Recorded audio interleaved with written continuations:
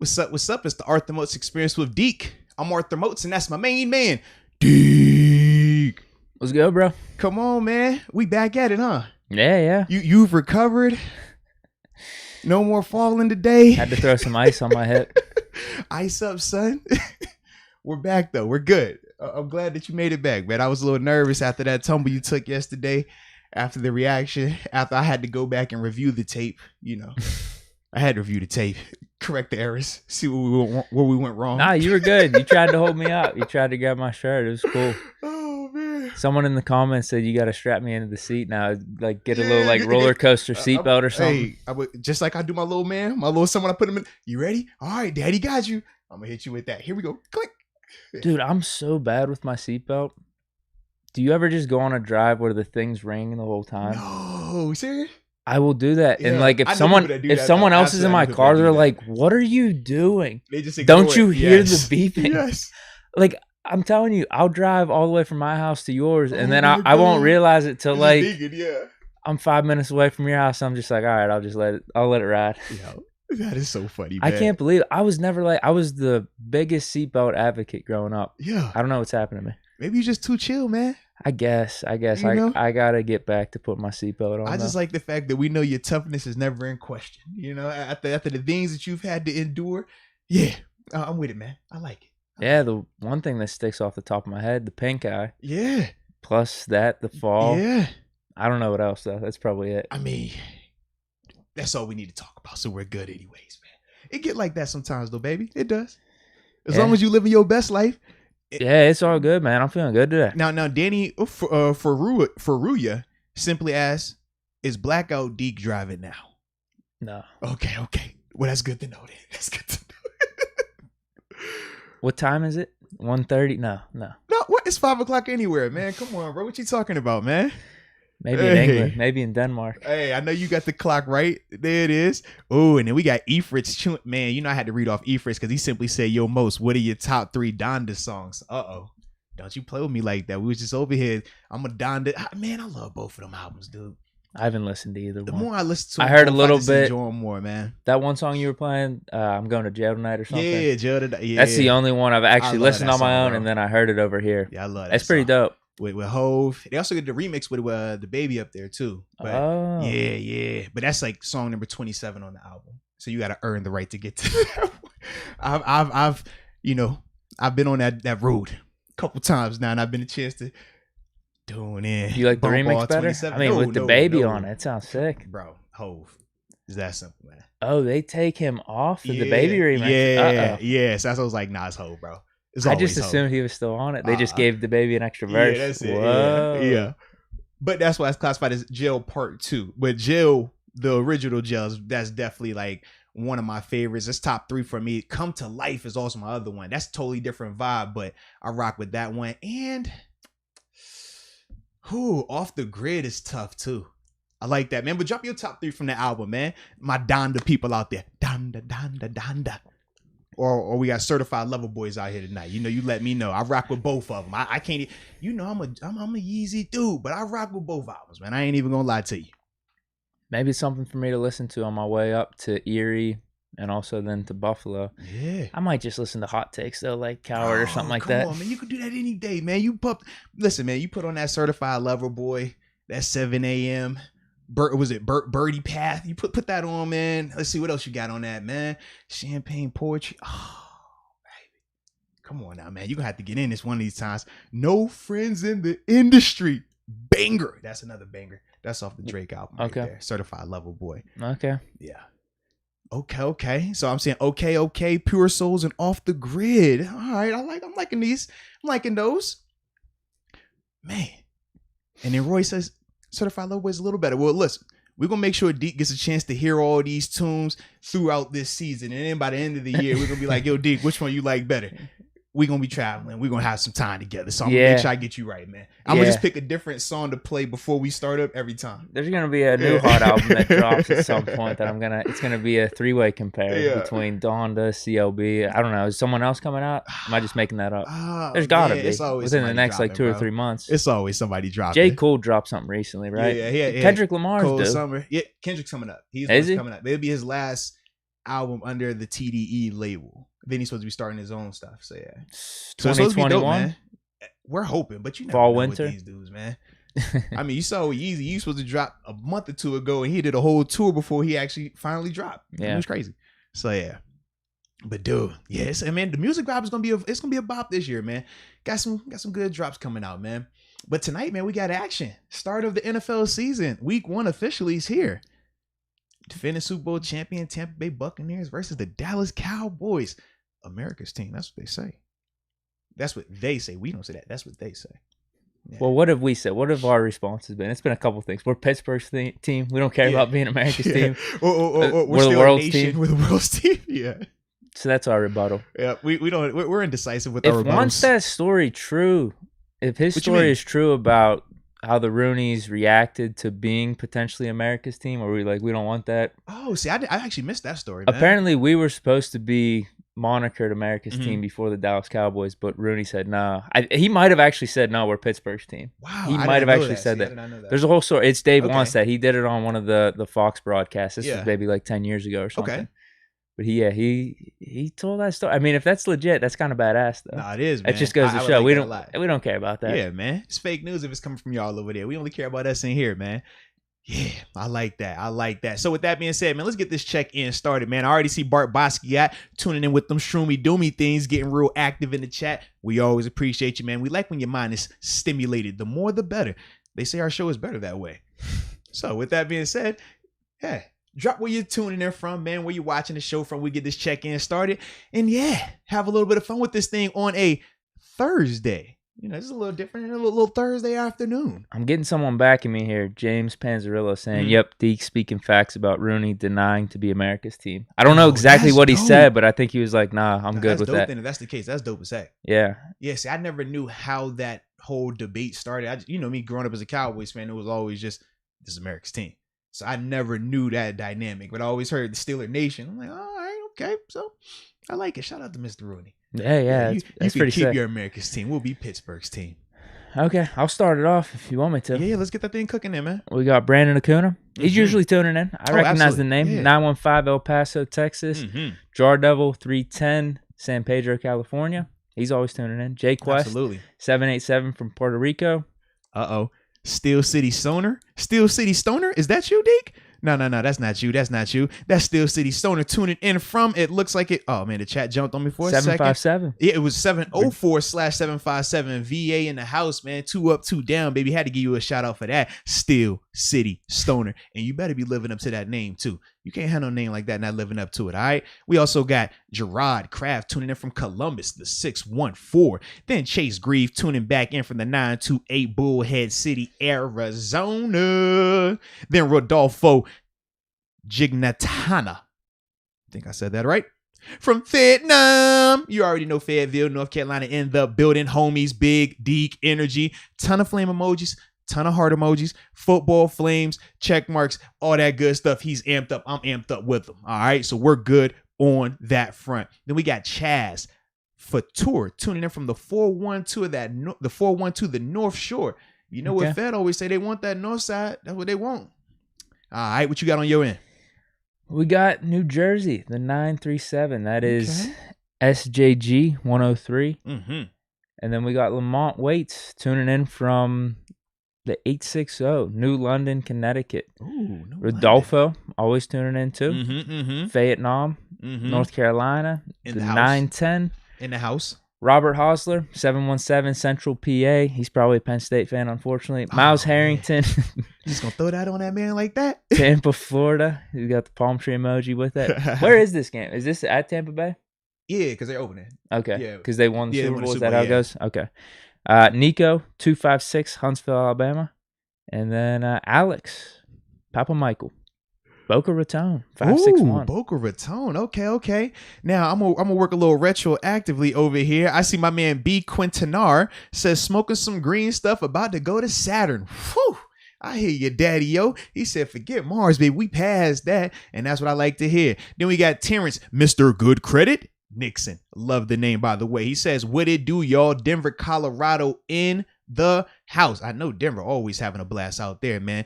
That is the place to be. You got Danny Blair. is tuning in from the 702, Las Vegas. Shout out to Las Vegas, baby. Viva Las Vegas. And then we got Oakley Martin, Central Illinois. Remember, there's no noise in Illinois, okay? And he says, not everyone is from Chicago. So I'm glad that he said that. Central Illinois. Boom. All right. I didn't know who was taking a shot at Chicago. I'm just trying to think of the other cities there. Springfield, that's the capital, but what else is there? That's probably why people assume everyone's from Chicago. You're right. What else is there? Springfield. Hold on, where's the college? But I don't even. Where's University of Illinois? Hold on. Because I think at University of Illinois, and I think of the one AA they have there. It's like Southern. Oh my goodness. Is Illinois Springfield? I think it is. I don't know.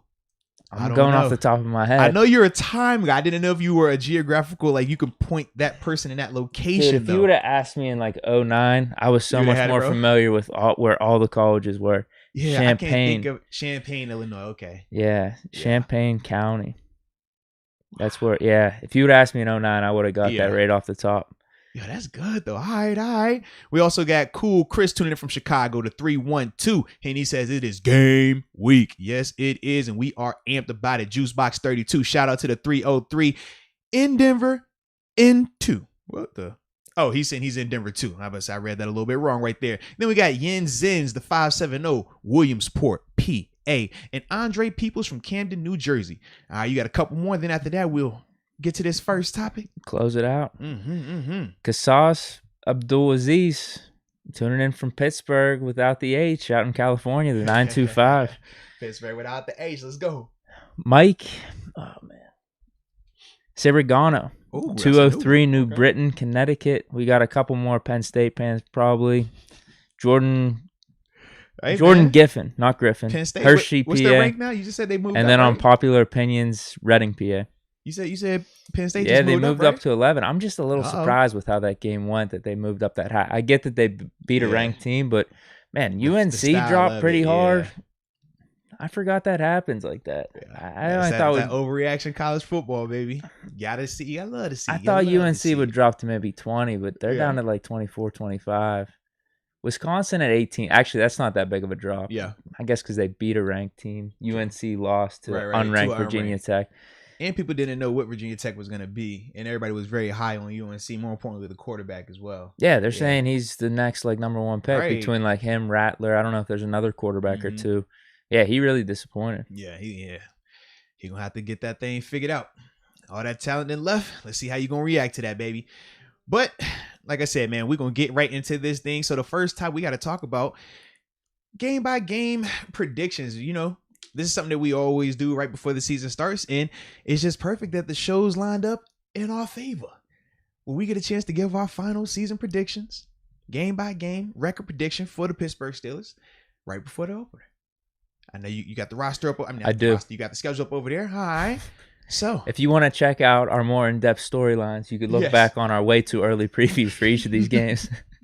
I'm glad you said that. I forgot we did that. Because those are amazing. If you just want a good laugh. Yeah, you were super in depth. I forgot. Yeah, I wrote notes. You were super in depth. I had story. Yes. It's gonna happen like this. And then this player is gonna do this, and that's gonna happen, and that's how they're gonna get it done. I was like, yo, it's like May. Was it even May? I think they had just dropped the schedule. It was the day after they dropped the schedule. We were doing that. Yeah, that was pretty funny, man. And obviously, as the season goes on, we'll give more in-depth breakdowns. We'll see if any of those happen. Like the random one of like to the Bills one too. Quincy Roche's not happening. I said he was getting a sack on someone. On the Lions, I think. Hey, it's not too late. We got a whole season, baby. I forgot to mention, he got picked up by the Giants. They cut him. We pick him back up the day before this game. Skipper style. We'll be good, man. But that's what I was going to say, man. Make sure that, each week you just go through this and like, all right, this is what I did say. And if it happens, you make sure you bring that thing in here, man. For sure. Got to do that, baby. Gotta do that. So we're just going week 1, week 2, week 3. Yeah, absolutely. Win, loss. Yeah, man. And then you throw out your final record. Yeah. Okay. So I told you my stipulations for this, what I usually do whenever I'm looking at the schedule. Well, you told me, but share with them, though. Right. Yeah. To get to my win totals, what I'll do is I'll go through team by team. The games we win, you obviously chalk that up as a win. The ones that I think are going to be close, I'm probably going to say we're going to win during the regular season. I'm just going to be real. Right. But I'll say, hey, this is a 50-50 game. We could lose this because that's just life. That's how things happen in the NFL. So once I do that, I go through all my 50-50 teams, and then I divide that by 2. That's my loss because I'm saying it's 50-50. Steelers could win half those. They could lose half those. I like it. I'm going off percent. I'm a math guy. I like when you do all that math stuff, man. Gee whiz over here. But what I was going to say, let's do it like this too, man. So we'll go through, just predict wins, loss, or if you said it's a 50-50 game, we'll do it like that. Sure. But then when we're done with the full prediction, we'll obviously predict Super Bowl champs as well. Okay. And I forgot. Well, I didn't forget. But once we do our Super Bowl champs, then we'll go back and give our score prediction for this game right here. Yes. Steelers and Bills. Yep. So we won't do the score prediction until after we announce Super Bowl champs. Okay. Or who we think the Super Bowl matchup will be. So first game is Bills and Bills. Steelers, Bills. I have this one as a 50-50 one. Bills are a good team. We're a good team. I have us winning, but right. I think it happened. But we just heard how you said you're 50-50, right. So that's growth. I wouldn't be surprised if we lost, but I think we're gonna win. I'll call it 50-50 for now until we do score predictions, because I feel like if I say either way right now, it kind of like gives it, you know. Oh, okay. But as a whole, though, I do think that that's definitely one in terms of your 50-50 criteria. I can understand that one. So I'm gonna skip that one just because we know we got to drop our score predictions in a second, and I don't want to blow the lead like that. So week 2, what we looking like? Raiders. I have this one as a lock. I have this one as a W. Ooh, okay. First game back at home with the fans in a little bit. Big Ben back with the fans. True. I think it's a win. I don't think the Raiders, they're going to be all right. They'll be all right. Probably 8-8. Or not 8-8. I guess 8-9. I guess 8-9. Yeah. They'll be like 8-9, 7-10, something like that. But this is, if I think we're as good as I say we are, we should get this win first game at home. Take care of business. Yeah. I was going to say, I like us versus the Raiders. I think that regardless of what happens week 1, that's the one that we have to take care of. Because when I'm looking at how the schedule plays out, it's certain teams where I'm just like, that's, in the words of you, a 50-50 one. These ones that aren't 50-50s, these have to be the ones that we take care of. Yeah. We absolutely get those. And that's going to keep us on track. That's going to keep us in the thick of this thing going forward. Do you have a Tomlin loss on these? I'm trying not to, but that's what I get concerned about. You know that, man. But I feel like this too early in the season for a Tomlin loss, so I like us versus Vegas right now. We got to be on a really good hot streak. And you know how it goes, and people bro. Talking about us really highly. Week 3, Bengals. I have this one as another W. We're gonna pull this off. I don't think Bengals. They'll be all right. They'll be a little frisky, but no, we're just a better team. No, I like that as well, man. Versus Cincinnati, I still think they got questions defensively and up front. And we just typically, if we're going to lose to them as a Tomlin game, it isn't the first one. It's usually at the end. I mean, if we're being real about it, if it's going to happen, it's going to be. That's what happened last year. Right. It ain't going to happen to that one, man. And if you're thinking like Bills being 50-50 game and they could drop that one, then they're going to feel extra sense of urgency in those next 2 games in terms of them versus the Raiders. And then obviously when they go and play against the Bengals as well. Week 4 at Green Bay. I have this one as a 50-50, but there's something about this Green Bay team. I don't know if it's the offseason, how it was all weird with Aaron Rodgers. I'm not as high on them this year as I was last year. I can't remember if I was high on them or not, but just how they ended up playing. What was their total record? Didn't they finish like 13-3? 13-3. Yeah, they were the 1 seed. Yeah, went into the NFC. Yeah, 1 seed and lost to the NFC Championship game. I think they're going to be the 1 seed in the NFC North. Wow, I just ruined my surprise for our NFC cool, North man. preview. Don't worry. But anyway, it's cool.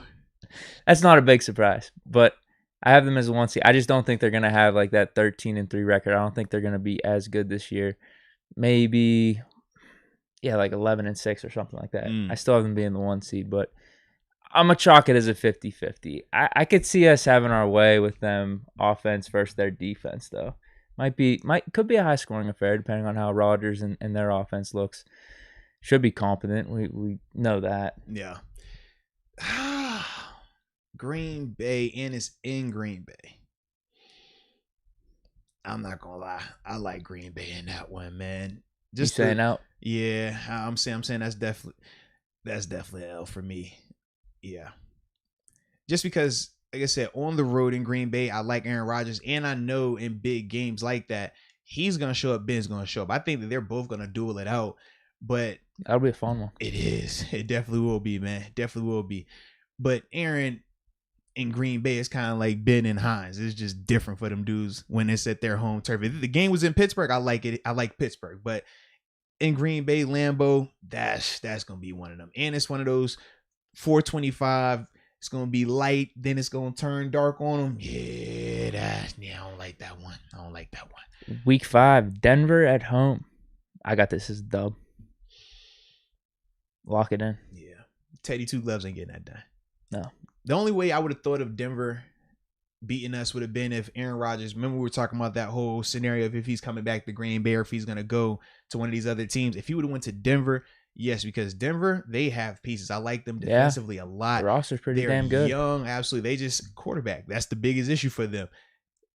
And yeah, Teddy Two Gloves, or if they go and switch to Drew Lock by then, I don't see that happening, man. Week 6, Seattle. I got this as 50-50. It's at home. I have it 50-50. Just Russell Wilson, Seahawks. They're always going to be in the mix. That is very accurate. That is Sunday night. That's a Sunday night game. And it's a revenge game for Ben, man. Big revenge game for Ben, man. This is where it all happened. This is where the on fell apart. It's where the season went down the drain and the doubts started to creep in for people. This is one that he's going to want really, really, really bad. You think? I think he will. And it's on prime time. The less let Russ cook moniker or whatever the new hype for him is. I think that one's dead. But whatever the new hype is for him, they're going to be pushing that at that part of the season. They are. Okay. And I don't think Ben is going to like that a lot. I don't. He shouldn't. And I like our receivers a lot versus their secondary. Yeah. I do. Oh, yeah, definitely. In fact, some might even say I love it.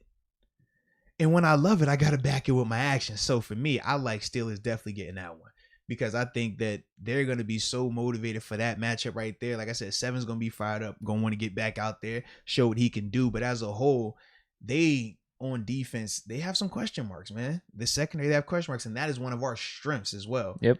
And I don't think that they have the pieces necessarily to rush the passer enough to create the havoc that like a team like Buffalo or even Green Bay to an extent can do. They're not creating that type of havoc like that. Like Benson Mayo, I like him. That's my dude who's out in AZ together, but he's not the bell cow bookend 10+ sack guy. That's not going to be him, but that's the role that they're going to have him playing out there. To me, I don't think that's enough. And that's why I like us a lot right there.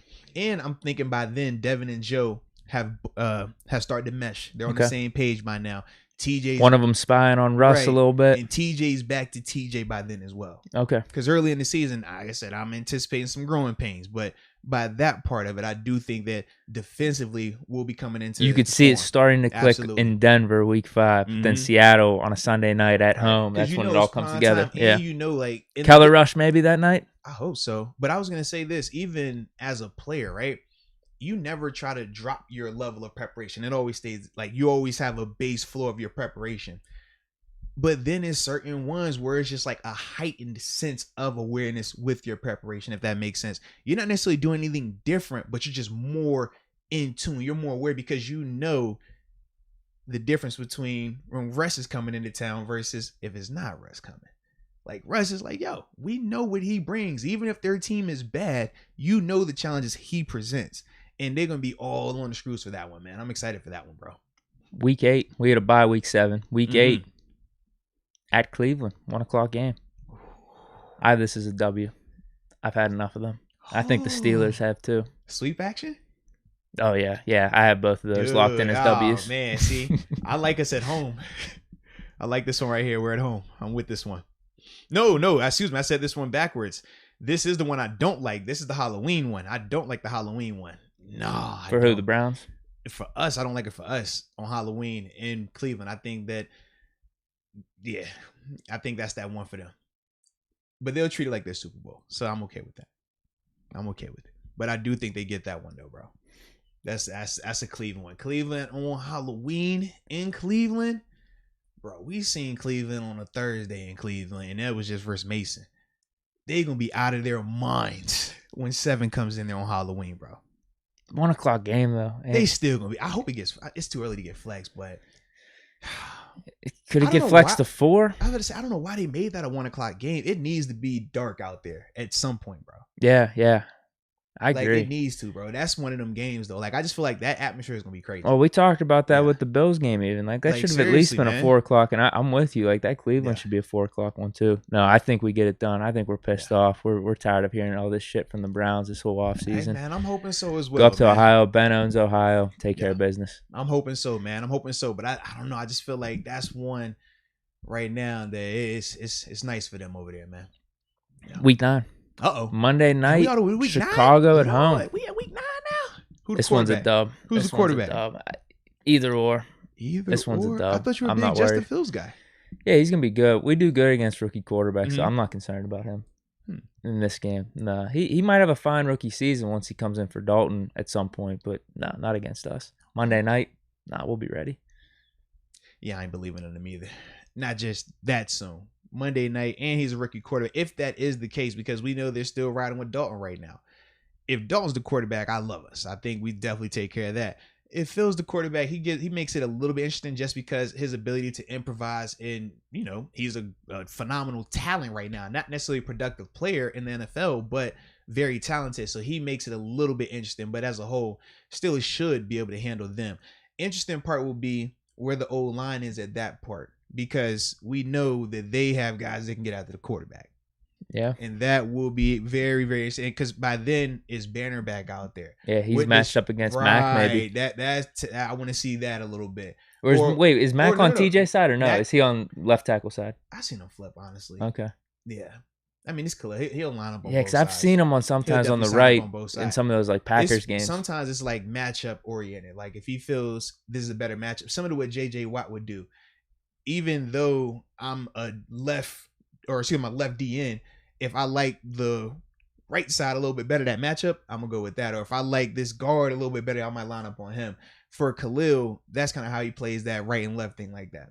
Okay. Yeah. So we both got the dub over Chicago. This is where I have us going on a little run. We got Detroit. This one's at home too. This is a 1 o'clock game. Is this one you're throwing in the Tomlin last category? Coming off of Monday night Chicago. I am. Don't even look over here. This is the Tomlin one for me, man. Especially with us playing him in the preseason and everything. This is the one. We all know. We're gonna be sitting here. We're gonna be like, all right, we won a couple of these ones that people didn't think we could do. We impressive on Monday night versus the Bears. Oh, it's Detroit. Our next one's at LA, so it's squeezing. You know this is the one. You know this is the one, bro. You know this is the one. So I'm gonna go ahead and 1 get o'clock it out the game. Way. 1 o'clock versus Detroit is a loss. That's the one. That's the Tomlin game. We know this. Don't lie to yourselves. Because we're going to be over here like LA next week. You know what them boys looking like? Man, we just took care of Chicago. Man, we look good against Seattle, man. We on cloud 9. We got golf this man. week. They ain't got nobody out here, man. Who is this? Who are there? Who's the running back? Who's the receivers? Who are these guys? Yeah, that's the one, bro. You know that's the one. I'm tired of lying to myself every season when we get these games. And we can go down the list. Jets, was that 2015, I believe it was? Or was that 2014? With Vic. We already know about the Mike Glennon-led Buccaneers, the Mike Glennon-led Chicago Bears. We know about who was leading the Raiders that year? Well, Ravens with Mallet. Raiders, there was a prior one in there. There was a Bruce Gradkowski Raiders at home. Right. Well, last year, Bengals. Last year, the Bengals. Come on, man. I'm not about to go in here and lie to myself today. Lions lost. I'm chalking it up now. All right, I'm good. We had that one on the road against the Broncos when we went 9-6-1. That they weren't that good of a team. That was the Xavier Grimble fumble. Yep, fumble. James Conner fumble. Random fumble. Yeah. The interception in it. Oh my God, that was all in that game. You're right, dude. It was a terrible game. We should have easily won that game. No question. Easily, but dude, then that's three. That was the fake to Al too. The touchdown pass to Al was that game. Yeah. I'd need to see that to remember it, but yeah. Yep. The Raiders was that year too. Another Raiders was that year. That was when Dobbs came in. Balls was like slipping all over the place. The X-ray gate thing, right? Where they were saying that's why it took like Ben forever to either get back out there or something. Because I remember he came back out the locker room, and that was that whole debate of why it waited so long to put him back in. Shit. That's the thing. He came back in the last drive. He let us down for the field goal to win the game, and then Balls. That was just the year from hell from him. Mm-hmm. That was just so bad. Yeah. I'm going to say win, though. This one isn't in my 50 category. I can understand your standpoint, though. Man. It happens too frequently. Too many years in a row now, man. Too many years in a row. At LA, Sunday night, week 11. Where do I have this one? Uh-oh. I think I have this in a 50-50. Or do I have a win? No. I have this locked down. You have it locked down? I have it locked down. We're taking over the stadium. I believe we're going to take over the stadium. But we haven't had to see Justin Herbert. That's Herbert's not going to know what an away game looks like at home. Okay. He's going to be flustered a little that's bit. going to fluster. Yeah. I'm hoping so. Because to me, I'm like, I love our turnout. I think we're going to be crazy out there. I do think we get it done. But this one's going to be a lot tougher than I think people are letting on with. Like, Herbert's a really good player. And if their defense stays healthy, your boy Derwin James is in that game. Big time difference, man. We're going to be out there. Manuel Molina, I see you saying you're going to be at that game. Yes, it is going to be insane. We're going to be out there all weekend, actually. That's one of them Friday trips for us, baby. So, nice. Yeah, LA is going to be a absolute movie. But, yeah, that game is going to be nuts, bro. I feel like it has potential fireworks.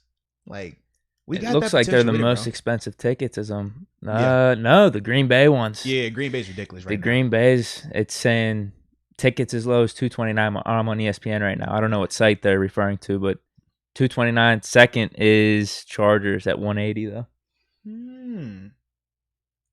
I like it. Those Browns ones are kind of high. The Browns it's all good because when we get Cleveland. to this next segment, we start talking about how we're gonna win money betting. I'm not even tripping, baby. We're gonna be paying for all this through DraftKings. Shout out to y'all. Week 12, Cincinnati. Uh-oh. So I have that one as a locked up too. So I'm on from Cleveland, 1, 2, 3. I'm on a 5-game winning streak right now. You're hot right now. Yeah, all locked in at W. Yeah. This one's at Cincy. I know. I like us at Cincy. No, I like us at Cincy. Okay. Yeah, like I said, I just feel like because we already have our Tomlin loss out, I'm serious. If Detroit isn't the Tomlin loss, then this Bengals on Sunday at 1 o'clock is. It's not 2 Sundays. You don't have 2 Tomlin. You got 1. So for me, I'm either going Detroit the week before LA, or I'm going Cincinnati the week after LA. Either way, that's bad business. So give us, if we lost Detroit, I like us to win this one then. Yeah, because if it's a Detroit dub, that's coming off maybe 3 wins in a row. For a fact, they're going to have a Tomlin loss for Cincy if that's the case. I'm just saying. We lost at home to the Bengals. NSMC 99. Absolutely. We did absolutely lose at home to the Bengals. And that was with us just in fight mode. Like, this would be coming off of like. Wait, which one are you talking about? Last year was not. It was no, we smoked them at home. Yeah, that was it was in Cincinnati. Yeah. But that was the Juju dancing shit, though. That was terrible. Stop it, man. That was atrocious. Stop it, man. That was just an atrocious game. Stop it, man. But no, if I already said Detroit is a trap game. So that means Cincinnati, you will not be the trap this time, okay? But you know Tomlin, it's a Tomlin. Oh, Damon said, what is a Tomlin loss? Oh. Okay. Well, let's explain what a Tomlin loss is. From what I've heard, a Tomlin loss is when you are heavily favored to win against a team, right? Because you've shown that your team talent-wise is drastically better, record-wise is drastically better, and everybody says you're hot at the moment too. You're on a winning streak, 4 or 5 in a row. Everything looks perfect for you. If you go to DraftKings, the odds are ridiculously in your favor, and then you lose that game to an inferior opponent, like the Cincinnati Bengals last year without Joe Burrow as their quarterback. Like when we just said a Terrell Pryor-led Oakland Raiders team. Bruce Gradkowski like we said Raiders. A Mike Glennon-led Tampa Bay Buccaneers team. A Mike Glennon-led Chicago Bears team. Like, these are all examples of Tomlin losses. I thought this was like a known thing, man. I feel like people had to educate me on the timeline laws. I thought this been out. Yeah, I used to be like, what you mean it's a timeline laws? Every team is good. What were you like? Oh, that's what you call those things? Yeah, and it was like, no, that's a timeline. I was like, oh, it's a label. So it's been going on. Oh, okay. Yeah. Tim Tebow in the playoffs. Oh, Thank you. Another example. A Tomlin loss. So when we say Tomlin loss, that's what we mean by that. A game where we should be heavily favored. A game where everything looks like there is zero chance we will lose. And we find a way to lose it. Yes. Okay, so week 13. So I have that one as a lock. You have that one as a lock too. Yeah. As long as we... You're that's predicated on the lines. Because I got the Lions winning. So that means... Excuse me, I have us beating the Lions. Or no, us losing to the Lions and then us beating the Bengals. Okay. That's how I have that working. So week 13, we have Baltimore at home. 425 game. This is December 5th, so we're getting into December here. I have this as one of my 50-50s. This is our first one versus Baltimore, too. Yeah, we have two late ones. Yeah, and then it's January. It's the last game of the season, yeah. Like, that is, like, super late, man. You said this is the one that's at Baltimore, too. No, this one's home. Oh. This one's home. 4 o'clock. I got a 50-50. How did we split it last year? We won both. Yeah, we won both. And then the year before... the year before was never mind. 0-2. Yeah. Should have won the first one. We should have won the one here, though. That's what I was trying Duck to figure out. And Mason. Yeah. Juju just didn't fumble. Yeah. I can't even go far back as 3 years ago right now off the top of my head. Yeah. Well, like I said, home, then. I'll go with us at home. Yeah. This is a win for us at home. Works for me. Now we got Minnesota. This is a Thursday night one at Minnesota. I got this one as a dub. I don't think Minnesota's going to be that good. I don't think Minnesota will be that good. I just don't like it. It's a weird game. Baltimore. It's a weird game. That's the one that concerns me. Short week out the Baltimore. I can see this being a slip up right here. Okay. So you got it now? Yeah, I got an L for this one. Or if we want to say a 50-50. It's just the timing of it, man, because I know. You like those 50-50s? I do. Because you just said with the Lions-Bengals, those could be 50-50. You're just saying a loss between the two. I don't know which one is going to be, but I do feel like that's going to be there. So, yeah, and it's funny. Like, I like the 50-50 because, like you said, if we're going through and when we get to that game and we're feeling how we're feeling, we might, I think they'll get it done this week. And we'll sit here and be 17 games in a row. It's like, yo, are they really going to go 17-0? Who knows? I hope so, but I personally don't think that's the case. But yeah. So I got that one locked as a dub. We got Tennessee week 15. This one's at home. 1 o'clock game. So you're not worried about Thursday night Minnesota coming after Baltimore? You know what Baltimore is like. You know that game. No. That game's different. I think we're locked in. At this point. I got us having a good record. So I'm following you. I'm following you. A great record over there. I have us being a good team. Yes. A great record right now, man. Tennessee. This one was tough, but since I have the Cleveland Browns, us sweeping them, I felt like I had to do Tennessee 50-50 there. Okay. Even though I'm leaning and that game's more in Pittsburgh too. Yeah, I'm leaning way more in our favor, but Tennessee is going to be a good team, so I'm going to say 50-50. Yeah. This is actually one I think we take care of. I thought last year when we played Tennessee, we outplayed them. I thought that was going to be the one where, because you remember when we've played Tennessee, it's been kind of weird that battle with them, right? But I just thought that last year, if that was going to be one where they would get it done, it would have been then. And you saw how they started out and then how we were able to finish that thing as well. It was crazy, though. It was crazy. That was the kicking action at the end, too. But for me, man, I just think that right now we have their number. Like, not in the sense of they're scared of us. I just feel like it's one of those things that... Yeah, when have they beat us? Right. All the games seem to be close, though. When they came to us... We housed them the one time, though, with our color rush. Wasn't it Thursday night? Was that... No. I think you were on the team. No. That wasn't Tennessee. That was Carolina. That was the one with Cam Newton, I thought. No, we had one with Tennessee. No, I know what you're talking about. It wasn't... But when you say house, I'm thinking of, like, that level. Like, we still got after them. But I didn't think it was to, like, that point. Do you? I think it was close in the first half. Year. That was, and then you blew them out. 17. Yeah. You blew them out. You didn't see this. They were doing a weird camera angle that whole game. Did you hear about that? Yeah, that was because that was my last year here for that. We didn't watch it, but we heard they were going to be trying and stuff like that. Yeah, I thought we housed them, though. I thought we took care of business, but I don't remember it feeling like we were just. I think it was like starting to get out of hand, like late like in the end, half. right? Yeah. But I felt like in the thick of it, we thought it was like we felt confident, but it was back and forth. We didn't think we were just running away with it. Yeah, I can't remember last time Tennessee beat us. Back when they had Kerry Collins, we won the Super Bowl. That was like in 2008. Mm-hmm. They beat us on the road, but you're right. We have their number right now, man. There's nothing that comes to mind. Even when they had like Vince Young, we were taking care of him. I just think like the biggest challenge that we could potentially see is the running game, right? If Derrick Henry is coming in and he's on one, that'd be interesting. But by that point in the season, our defense isn't having the same, is Joe going to be able to communicate like that? Is Devin going to be able to communicate with Joe like that? Man, is TJ Watt back or is he not having enough practice time? Like, we're not going to be dealing with that stuff at that part of the season. Those guys are going to be fully oiled machines by then. So that, I just feel like we take care of Tennessee, man. I don't think that's. And we both think that Henry's going to be a little bit less than what he has been just because of all the carries he's had. It should be in our favor. Especially by the time you get to them, man. It's going to be added another 200 carries by the time that hits, man. I do have this one in the 50-50 category, though. Man, Buck Dancer brought up Steve McNair beating us. Bro, that's a long time ago. Dude, that might have been in the divisional game. I was so young. Seriously. Because hold on. 0-2 divisional, I think. That's after we beat the Browns in the wild card, and then they beat us on like a field goal or something. But was that the same year where they had the throwback versus Buffalo? No, I don't think so. Season? I don't think so. If I had to bet, that was a couple seasons before. Okay. That was the last time Bills were in the playoffs before Tyrod, huh? Right. Dude, I don't know, man. It's around that time, early 2000s, late McNair, 90s. Eddie George, And was it Frank Wycheck, right? That was the tight end. One of them dudes. I couldn't tell you. crazy. Next, we have Kansas City, though, at KC, day after Christmas.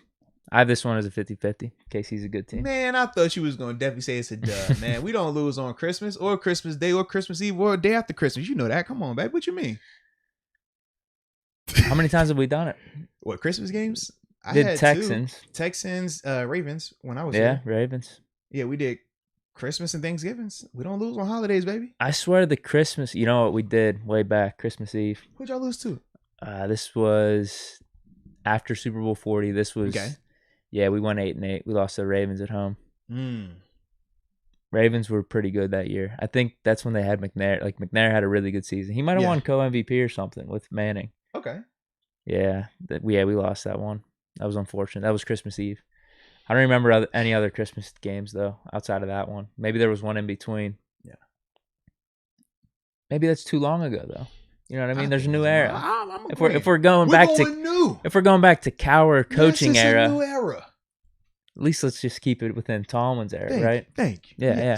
So you're saying dub? You're saying we got the dub over who? In KC? No, I ain't going there yet. I wanted to, but I can't do it. Damn. I wanted to, I can't do it. I really want to. I just can't do it. I'm sorry. I got us 50-50 on this one. See, your 50-50 just goes with, we're on the same page. We're good. We're good. Just ask me when the game comes around, though. Yeah. Monday, January 3rd, week 17. This is Cleveland at home. We win this one. Because I got us losing it when we go there on Halloween. So we definitely win this one. So I got this one as a dub. We're sweeping Cleveland. Sunday, January 9th at Baltimore. I think I have this one as a 50-50. I think I have both Baltimore's as 50-50. Yeah, see, you don't know who's playing, where are we going to be at, where's Baltimore going to be at. That's the last game of the season. Yeah. Could be amazing. Could be like for a playoff spot. Could be for 1 seed division. I hope it's for the division. Like, that to me would be like awesome. And hopefully I'm guessing if it's the division, it will be stakes where, we have a home. We have some home games because of this. Whereas if we lose wild card, we're all of a sudden on the road. Yeah. Because I hate because remember what was it? The one that Bell got hurt in. It was the Bengals for the division. Oh yeah, and then we turned around and played them like the next week, or we played Baltimore that Saturday the following week. Yeah, at home. Whereas like if we would have lost that game, we would have played on the road at the Colts, where it was like the Colts actually, even though it was on the road, kind of a better matchup. And we lost Bell. And for us, it would have gave us more time because remember that's when we had to sign Ben Tate on like Tuesday, Wednesday, and start him on Saturday. And him and Josh Harris was our running backs in that game. I'll never forget that, man. It was like, well, if we just would have sat Bell, like if we just would have sat like Bell, Ben, all those guys, we had to do it to win though.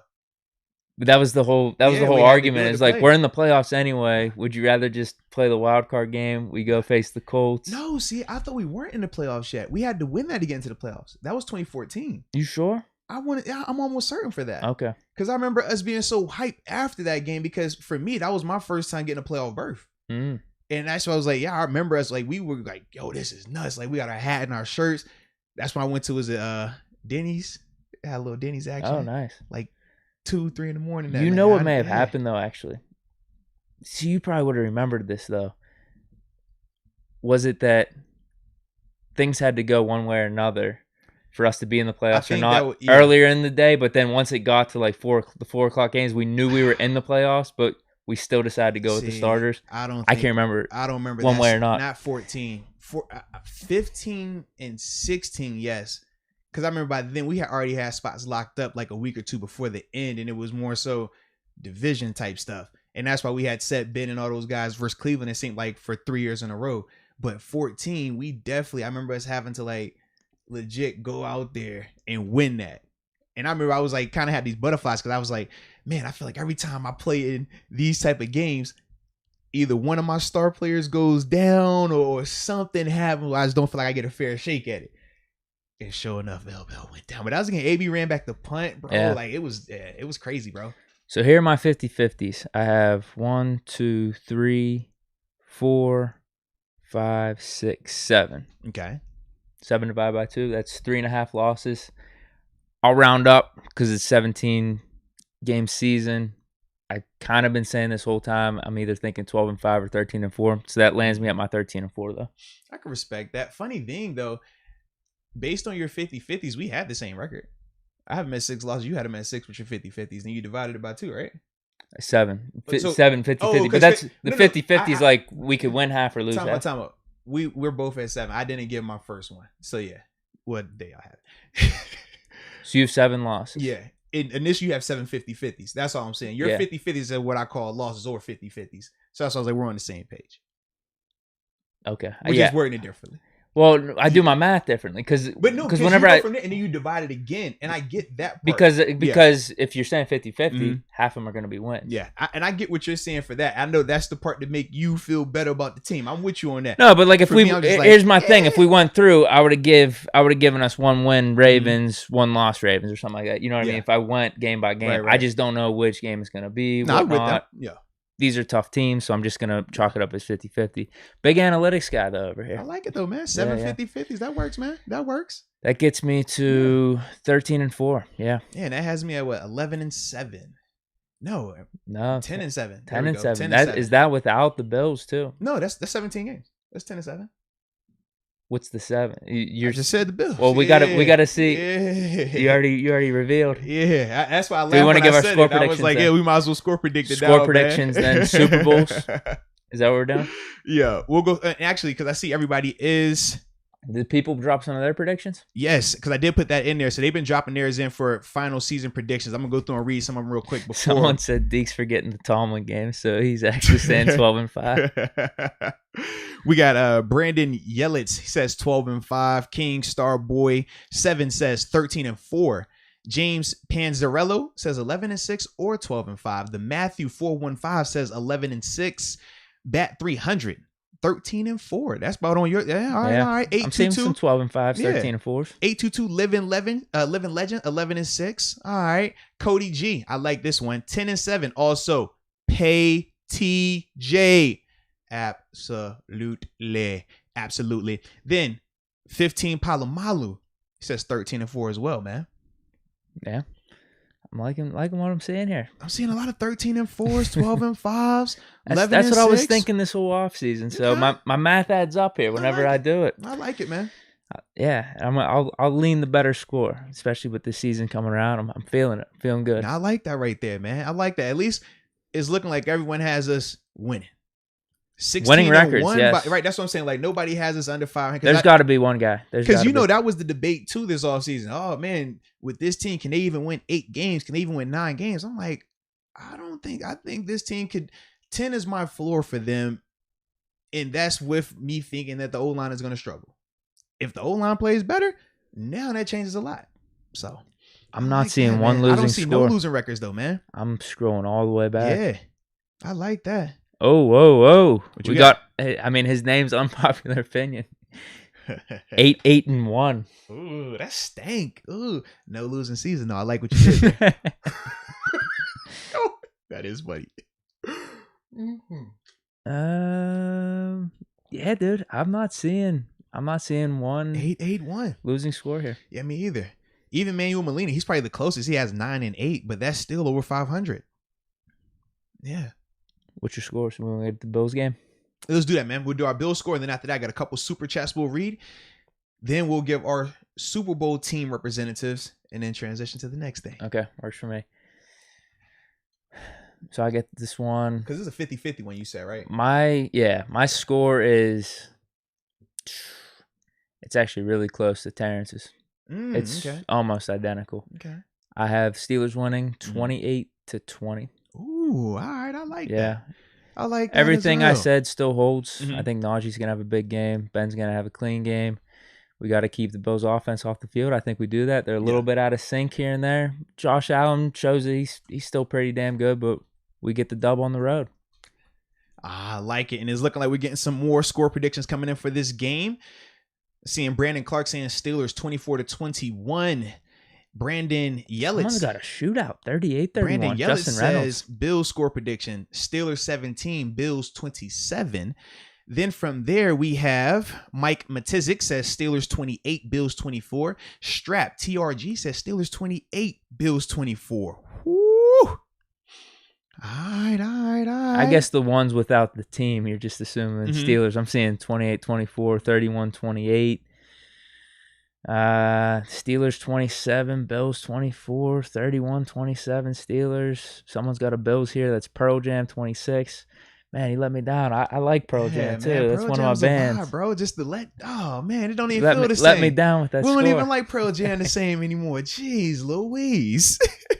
Couple more score predictions. I'll drop mine real quick. South Florida Steel 777 says Steelers 27, Bills 20. Juicebox 32. Did you say him yet? I don't think you said Juicebox, right? I don't think I did. No. Yeah, 28-24 Pittsburgh. Then Brandon Acuna. He doesn't give me who though. He says 27-24. I'm assuming the good guys, the Pittsburgh Steelers.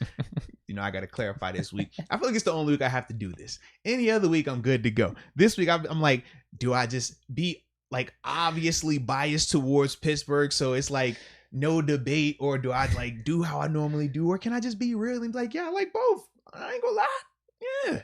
Just like us a little more. Ain't nothing wrong with that. Shoot. What they say? Tell me again. Can we be lovers and friends? I got my love like I'm a friend. All right, let me chill. All right, jeez. But for me, man, I like this game a lot. I think it's gonna be a fun game. But as I've already said, I got the Bills winning this one. You know what? I'm going to just say it, man. I got it 30-17, bro. Oh. I do. I think that we will have some success offensively, but I don't think it's going to lead to as many touchdowns as we want. I think that we will have some issues with the O-line up front. I do think that defensively, we're going to struggle with the communication part, not necessarily handling the talent, but it doesn't matter how talented you are when you have communication issues. We saw that early last season, Steven Nelson, Joe Hayden, and Minkah Fitzpatrick versus Darius Slayton in the first week, right? With the New York Giants. Remember, he catching the bomb on, and we're like, bro, what is this? It wasn't talent related. It was communication related. We went to the next week. Another thing happened. Then Philadelphia, another thing happened. To me, those are all veteran You're saying guys. Fulgham isn't it? I didn't believe he was it like that. I mean, he played well, but I didn't think he was like cut. that. But we all the first couple of games, and we would talk about it. We would break it down. Like, hey, this is the blown coverage right here. We would put film on. This is what happened. Problem is, this is the Giants. This isn't the Texans. This isn't the Broncos. The Bills are a really good team offensively, and I just think that a couple of those missed assignments will cost us in that game. Damn, that hurts. It does. That hurts to hear. Man. It hurts, bro. It hurts, man. It hurt me to say it. Hurt me to say it, man. I'm going to have to research extra now just to get me out of that depression now. Oh, cut me to the core, baby. Cut me to the core. After all that went on last night, how you tried me last night, then you fell out. You know what I mean? Like we just went on this roll. I just had to get it off there. But now, where I said you guys, yeah, you guys over there, huh? No, I don't want to sit on your side of the stadium either. Like, dang, what you mean with all this? You guys, your side, man. Jeez. Nah, that should be a blast up there, though. Nah, it's gonna be. I'm really looking forward to going to the game. Bro. Crazy atmosphere, man. All right, now I guess I should go back and look in this chat. I'm scared to look in the chat. I haven't looked down since I made that comment. In fact, I'm gonna go with these super chats before I get back to their comments, just to soften the blow a little bit, because I could feel. I could keep tabs. You know what I mean? I just feel like the eyes on me right now. Like, Moats, did you just say what you just said? Like, nah, man, they kicking me back to Buffalo. I can feel it already. So I'm gonna go over here and read a couple of these super chats to soften the blow first. All right. So first off, we got 2 new upper room, actually 3 new upper room members, and we're gonna shout them out. So the first one is Tawan Taylor. Twan Taylor, man. Welcome to the upper room. Yes, indeed. Yes, indeed. Then we also have Vulgar Times RM. I wonder if that's Vulgar Times Robert Morris. You never know. But Vulgar Times RM, welcome to the upper room. Yes, indeed. And then we got Jacob Bryant.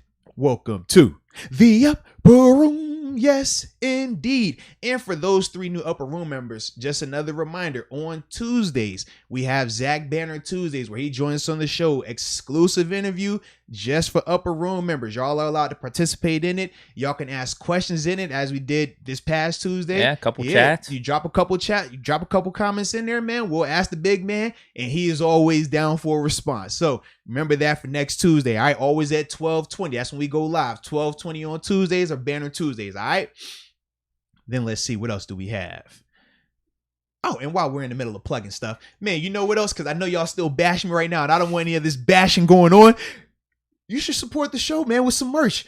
You know, we dropped the new merch, new logos. Not just me, but you got super fan Deke in the building. You see the hand up there, baby. The Arsenal Experience with Deke podcast merch is fly.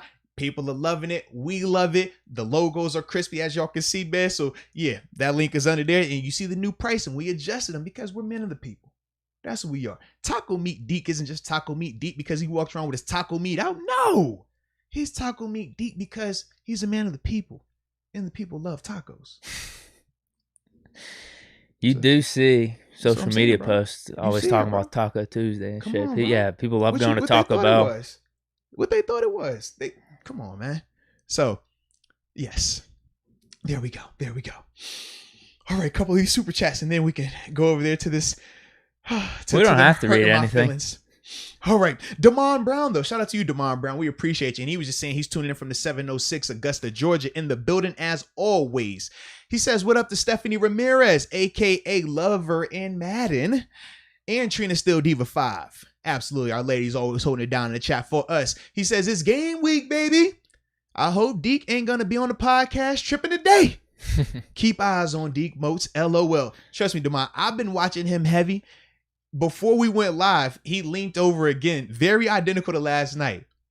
And what did I do? I reached for the chat. I said, yo, I didn't know if you was doing it again, just in case. I was prepared.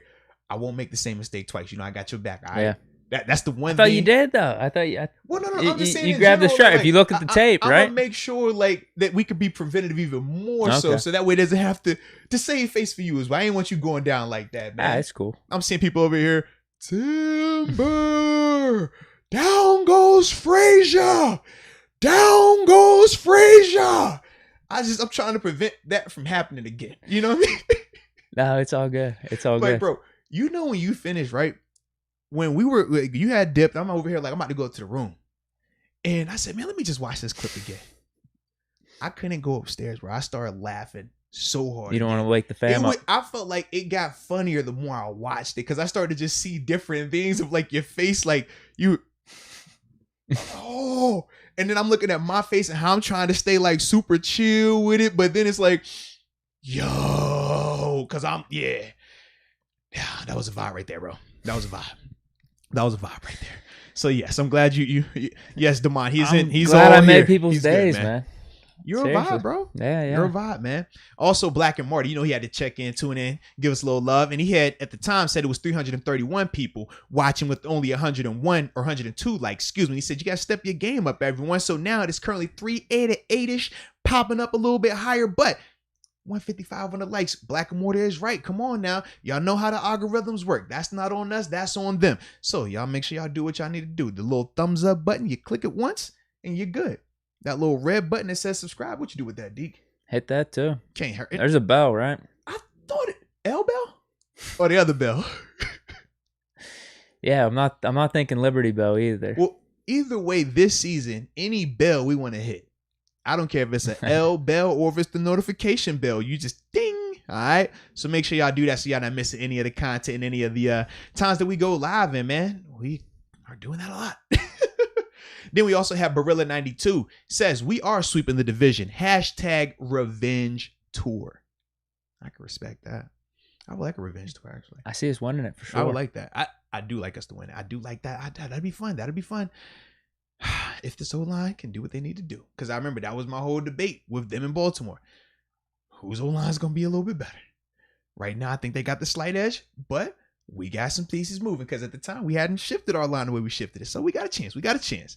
Michael Patrick McCracken, though, he says we need to punish the Browns and blow up the hype train.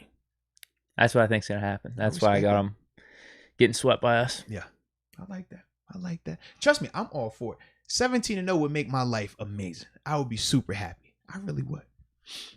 Then after that, we got Big Kale. Well, okay, Big Kale in the building. Oh, Big Kale, shout out to you as well. He confirmed this with that Tennessee Titans color rush game. He said it was 40-17 in the color rush unis. I was at that game. In terms of what you said, I wonder what was, like you said, check when that thing in that fourth quarter, because I remember first half, it wasn't as gory as that score is predicting. What year right was there. that? 16? That was 17. Was it? It was either 16 or 17. I'm gonna bet 16. I thought 17 because no, that's 17. TJ Watt's out there. That's 17, bro. Yeah, I want to say that was 17. TJ Watt because I remember him, Taylor Lewan, Bud. Yeah. Okay, so. Yeah, I don't remember us. Yeah, we scored 17 unanswered in the fourth quarter. Okay, that's what it was. Cause I was like, I do not remember us stomping them out like how people were saying in that score. I'm like, bro, I don't remember that game going like that, man. It was 23-17 by the end of the third quarter. Okay, yeah, that's we were like up, it. That's but then more we like scored it. 17 in the fourth. Yes, because I felt like during that 14 through 17 time frame, we had a lot of first half close, third quarter kind of contested, and then we would explode into the third, fourth quarter. Like we always prided ourselves on finishing. Even how our seasons would go, we would say we know early on we might have our bumps and bruises, but November, December we don't lose, and we would always try to go on them 9, 10, 11, 12 game runs, man. Absolutely, man. Absolutely. All right. Oh, and then shout out to the homie Vincent Murray. I actually need to text you, Vincent, but it looks like Vincent is showing us love. Shout out to you, and he has a long chat here. He says, Moats, last time we talked, I was planning on going to the Bills game. That is very accurate. We was going to be all, congregating together. He says, just found out my Jeep has been approved to attend a huge show in Indianapolis in October with the triple flex. Yo, big time shout out. That's I know, dope. bro, his Jeep, you seen the Jeep. Yeah. We've seen like the progression of it too. Oh, yeah, it's badass. It's dope, bro. If y'all haven't checked out my man Vincent's Jeep, definitely check that out on his IG and stuff. But he says, because of that, he'll miss the game, but see you guys next Sunday at the home opener. Absolutely. And he says he's picking 17-0. Yeah, Buffalo was going to be a vibe, bro. But I definitely understand that, man. But trust me, that Raiders tailgate, that Raiders opener is going to be a zoo. And I can't wait to be a part of it. I'm glad that you're going to be there, my dog Deke. And hopefully y'all that's rocking with us in the chat going to pull up. Yeah, there's as a few people coming from out of town. I remember they've mentioned it in the past in the chat. Bro, that's the and we're combining tailgates that one too, man. We'll have Yinzers. Obviously, those ladies, they're doing an awesome job covering the Steelers from a podcast format. Then we also got Steeler Nation. And then we got Steeler Gang. And then you got the Arthur Experience with Deke podcast. We pulling up, you know how we do. You know how we do. So that's going to be a vibe, bro. That is going to be a vibe. But Vincent, sorry we won't see you this weekend, but babe, we look forward to seeing you next weekend. Then we also have G. Alexander. Shout out to G. Alexander. He says, my Utes. Oh, all right. He says, my Utes, I'm in the building. Week 1 is the best time to get the Bills. Everyone working out the kinks. Minimize digs, and we got this. 34-31. 31 Steelers. So same concept. He thinks they're going to score 30, which I did think, but he has our offense being a little bit crisper in week 1, which is good. I like that. I like that. Yeah. I can see that. All right. And then Damon says, produce that Deke, I'm not a casual Steelers fan shirt. Ooh. I'm not a casual Steelers fan. Because that is like you're saying right now, bro. I like fake fans. That's my favorite one. I like saying fake fans. All these fake fans out here dropping this fake news. Fake fans are my thing. Yeah, I got the big Deke energy ones. I'm bringing those ones up to Buffalo. Shout out to the I still gotta get the website finalized. I've been so behind on that. But it happens. I have that. So could that be a second piece of the merch, maybe? Bro, if you don't, you gotta have options, right? Come on, man. What's his phrasing? Yeah, because I can't see it. I'm not a casual Steelers fan. Okay. Yeah. I like fake fans. I'm not a fake Steelers fan. You can say that, man. I'm not a fake fan. Black and gold. We could work on the wording. I could see a shirt with fake fans on it somehow. You just make it in team colors. Sitting that way you go. Oh, you, all right. Bro, you can't be. We not saying no more ideas because somebody might steal your idea. Don't let them steal your idea like that, man. I just remember you gotta be careful. Oh, and shout out to the. It wasn't mine. It was his though. Oh, and shout out to the homie Hen. My man Hen is back in the building, aka my barber, my favorite barber in the world. He says, man, if we don't make it to the playoffs, I'm retiring from cutting. Hey, yo, don't play. That is not cool, actually. Nah. Because you see, I need my haircuts always crispy, man. And if you but you know what? They're going to make the playoffs just so we good. I got him at worst 10-7. You got him at, you said 13-4. Yep. So either way, we're good, Hen. You can't quit cutting, though. I need you. You're not ever allowed to retire right now. You never, ever. But you know, you're my dog, baby. Yes, indeed. And I'll see you on Sunday, too, man. Now that I think about it. All right. What seeds 10-7 for us? Probably win. I mean, you win the division. So if you win the division, you're still sitting at what? 4? Oh, you think that'll win the division? I think it will. I think it could. And then if it's not, that's because like, I don't see 6 seed maybe, like, 5 or 6. Baltimore or Cleveland going on a 12-13. Like I don't see that right now with them. Okay. So it's gonna be close. Then wild card. Maybe that's my thing. Like I think is there another 5 or like another good secondary team? But see, the thing is, because as a division winner, they'll host. I see them still hosting. I just think like the matchups after that get dicey. Okay. But 10-7, you could still win the division with that. Like I think that'll still be in. Yeah, I was just gonna say, as long as you think we're making the playoffs here, right? What 13-4? I got us in competition for that 1 seed. No, you trying to get the 1 seed? Absolutely, 13-4. That's what we're going for. I just don't. I love the optimism. I just can't physically say it just yet until I see something. Yeah. But it won't take me long to be motivated, man. Can you drop a week 4 addendum or something like that? Hey, week 8? You know I got you. Mid-season? I tell you all the time, it don't take long for me to be persuaded, for me to feel like, you know what, I believe it. I just need to see it. The preseason doesn't do it all the way for me. Training camp doesn't do it all the way for me the way that it does for a lot of people, it seems. That's all. Ain't nothing wrong with it. It's just a different style.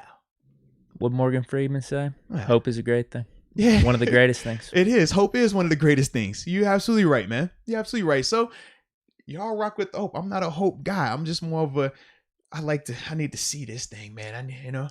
I walk by faith in everything but my predictions. Yeah. When it comes to those, I need a little more substance, baby. Give me just a little bit more substance.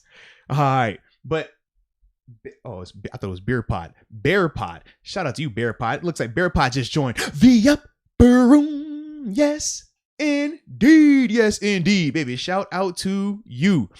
All righty. So now we can get this thing rolling even more. Pay the bills real quick, and then we'll get to these next couple fun segments and get up out of here. So with that being said, it's time to talk a little money, baby. And more importantly, we got to talk about our friends over at DraftKings because they are clearly the sponsor of this. And we know that they are, the top rated sportsbooking app. Not only are they safe, but they are secure. And more importantly, they are reliable. And that's what we love. But Deke, I tell you, every time we talk commercial, every time we talk about DraftKings, we only talk about them if we got a hookup for you, baby, which we do. If you use the promo code Moats. All right. I know my first timers out there. Use that promo code Moats. You'll receive up to $1,000 in deposit bonus money. Now, Deke, we talked about how that works, right? If it's your first time, you put $500 in the pot. Guess what I'm going to do for that deposit bonus? I'm DraftKings. I'm going to put $500 in the pot with you. That's free money. And then after that, you use that. And then we talk about these, prop bets and future bets that we've already been listing out. You put that money to that. Now you make even more money, or at least have a chance to, right? Because you got to have a chance, Deke. Yeah. That's all we want. We don't want much. Just a chance to win a little money. Yeah, football season makes it more fun. It does make it more fun. I mean, you think college. You got your takes. Put your money where your mouth is. That's all. Thank you. Some might even call that a big Deke investment. That's what they might say. But either way, man, check them out.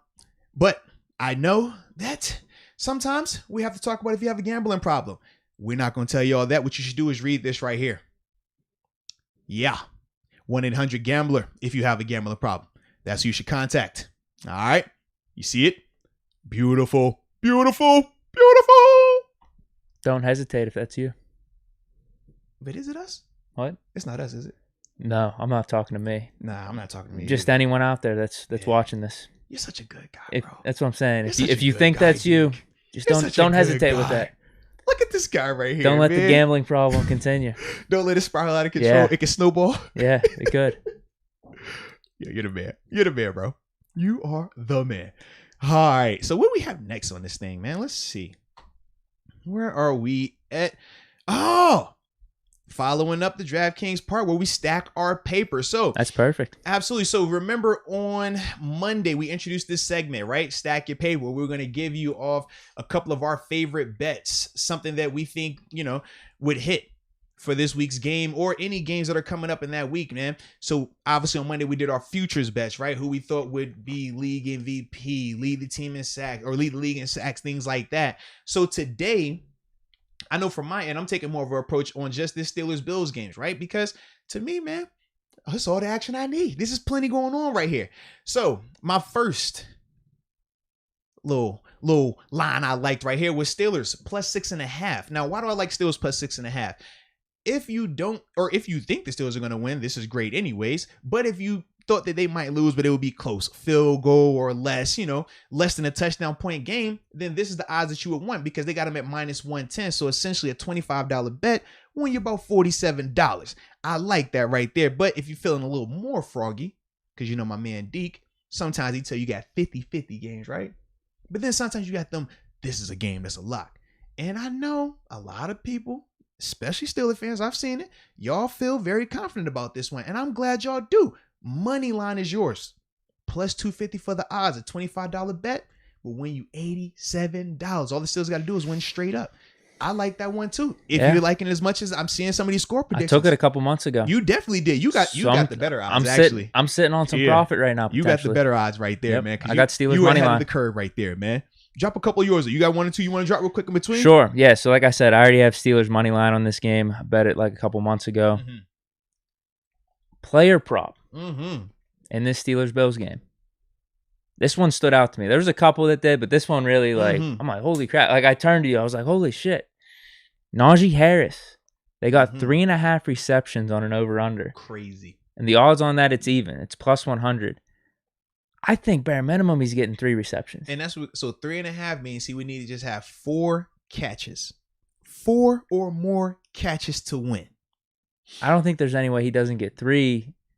And I'm just assuming if you're, asking me right now, do or die, how many does he get? At least 5. I think I'm right now. Thinking 5 to 7 range. Yeah, I think that's a given. Like we were talking about, worst case scenario, it's 3. So I think this is pretty much a virtual lock. Najee Harris getting 3.5 receptions. He's going to be a big part of this game. Talked about not only his touches he's going to need in the running game, but also those dump offs. I mean, I think he's going to bring a Le'Veon Bell element to the Steelers offense that we were missing, really. I mean, Connor had that a little bit in his Pro Bowl year, but hasn't been the same since. You want one more from me? Yeah, give me one more. Actually, I'll follow up that though. Go ahead. Because, I have a piggyback one to that. I agree. I think Najee's going to go off, and I like that bet a ton. I also like the part with Najee Harris for a anytime score as well.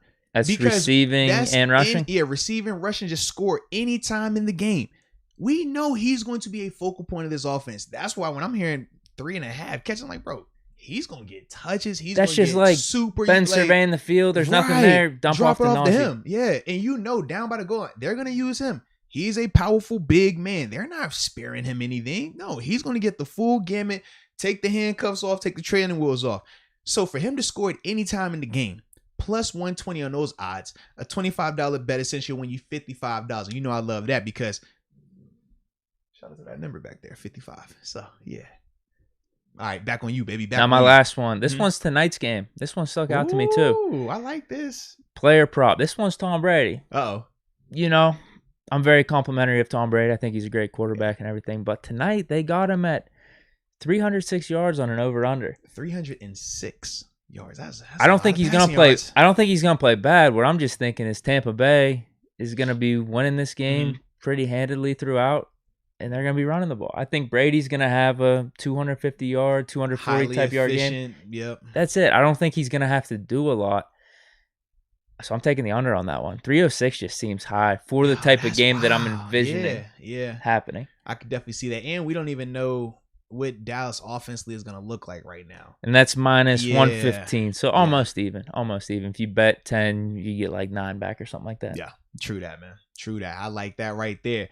All right, you said that was your last one? That's it. I got 3. So I got 2 left. I had 2 left. So the other one, Pat Freiermuth, anytime score. We seen when he's in the red zone, he is a target. He is a big athletic guy that is rangy. And we were seeing that Ben has a fondness for him. Me watching it every day in training camp, you would see that. The fondness is there, and I absolutely like that. But I like these odds even more for him to score at any time in the game. Anytime in the game. Plus 450. So a $25 bet will win you $137. That's crazy to me, man, because I think him in the red zone, his stock goes up drastically, man. 20 and in, I love it. And then the last one, this is for my Steelers defense people, right? My people that's rocking with the defense. I know we talked about Pierre Island last night.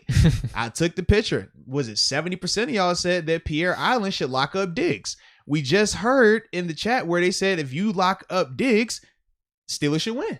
Shouldn't be an issue at all. So, we got the Bills. If you can hold their offense under 27.5 points. So that's just essentially 28 points or less, right? 27.5 points. They can't score 28 or more. Can't do that. Negative 115 for the odds, right? So almost even, slightly fade right there. $25 bet.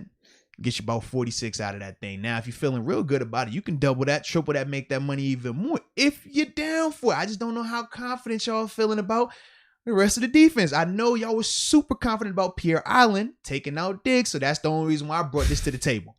Because y'all know based on my score prediction, I didn't necessarily feel that way. But I like the energy. Remember, we got the pitch and I got the we good. We good. I feel like you're mocking the Pierre supporters. I'm not. I'm just giving them an opportunity because we're men of the people.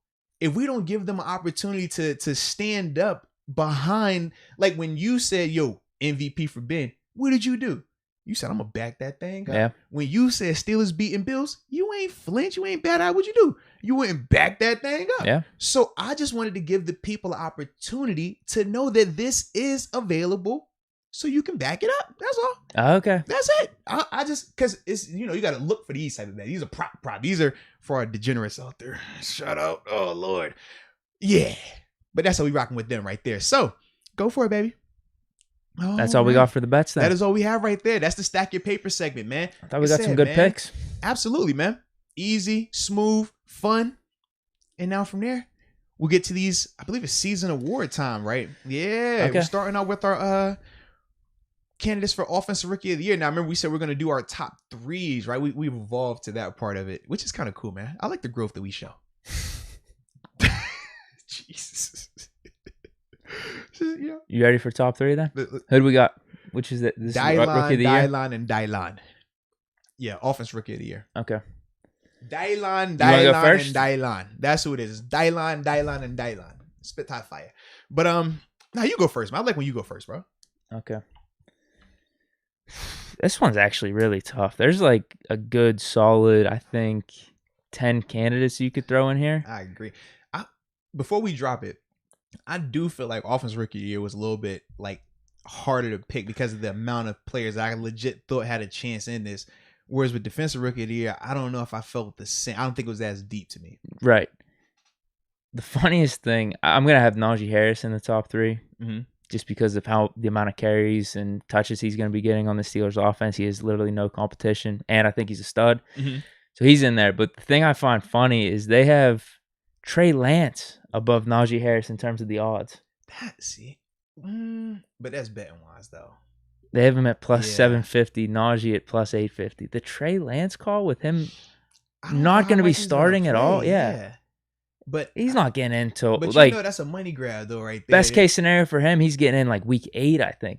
I don't see it as the Fields scenario where Fields could actually come in sooner. Yeah, Fields, you might see Fields in the second half. Stop playing. They have Fields. They have Fields even above Najee Harris, too. They have him at plus 752, tied with Trey Lance. I just think that they know Trey Lance is a name that's going to move people.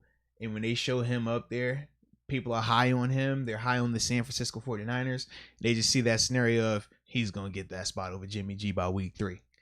I don't think it happens that soon, but I just think that they entice you with that a little bit right there. So I'm going to go, I'm going with Najee Harris. I'm not going to overthink this. Trevor Lawrence is going to have the whole season with the Jaguars. Yeah. He has some weapons. He's going to put up numbers. He's going to put up numbers. Like Kyler Murray's rookie year, he won Rookie of the Year, and it wasn't anything immaculate. He was just their starting quarterback. He put up enough numbers. So I'm not going to overthink this. He was the first-round pick. He was the first overall pick. He's going to have a ton of opportunities, and I'm sure he'll grow throughout the season. So Trevor Lawrence is in my top 3. And if I'm going Trevor Lawrence, I'm going to go with the same mentality. Mac Jones, he's going to be starting right off the bat with the Patriots. I didn't even think that. If they have a good record, I could see him having potentially less stats than Lawrence or maybe even like a Zach Wilson. But if the Patriots win, they make the playoffs, I could see them maybe giving Mac Jones the nod. That. Yeah, I could see that. And who's your 3? Those are my 3.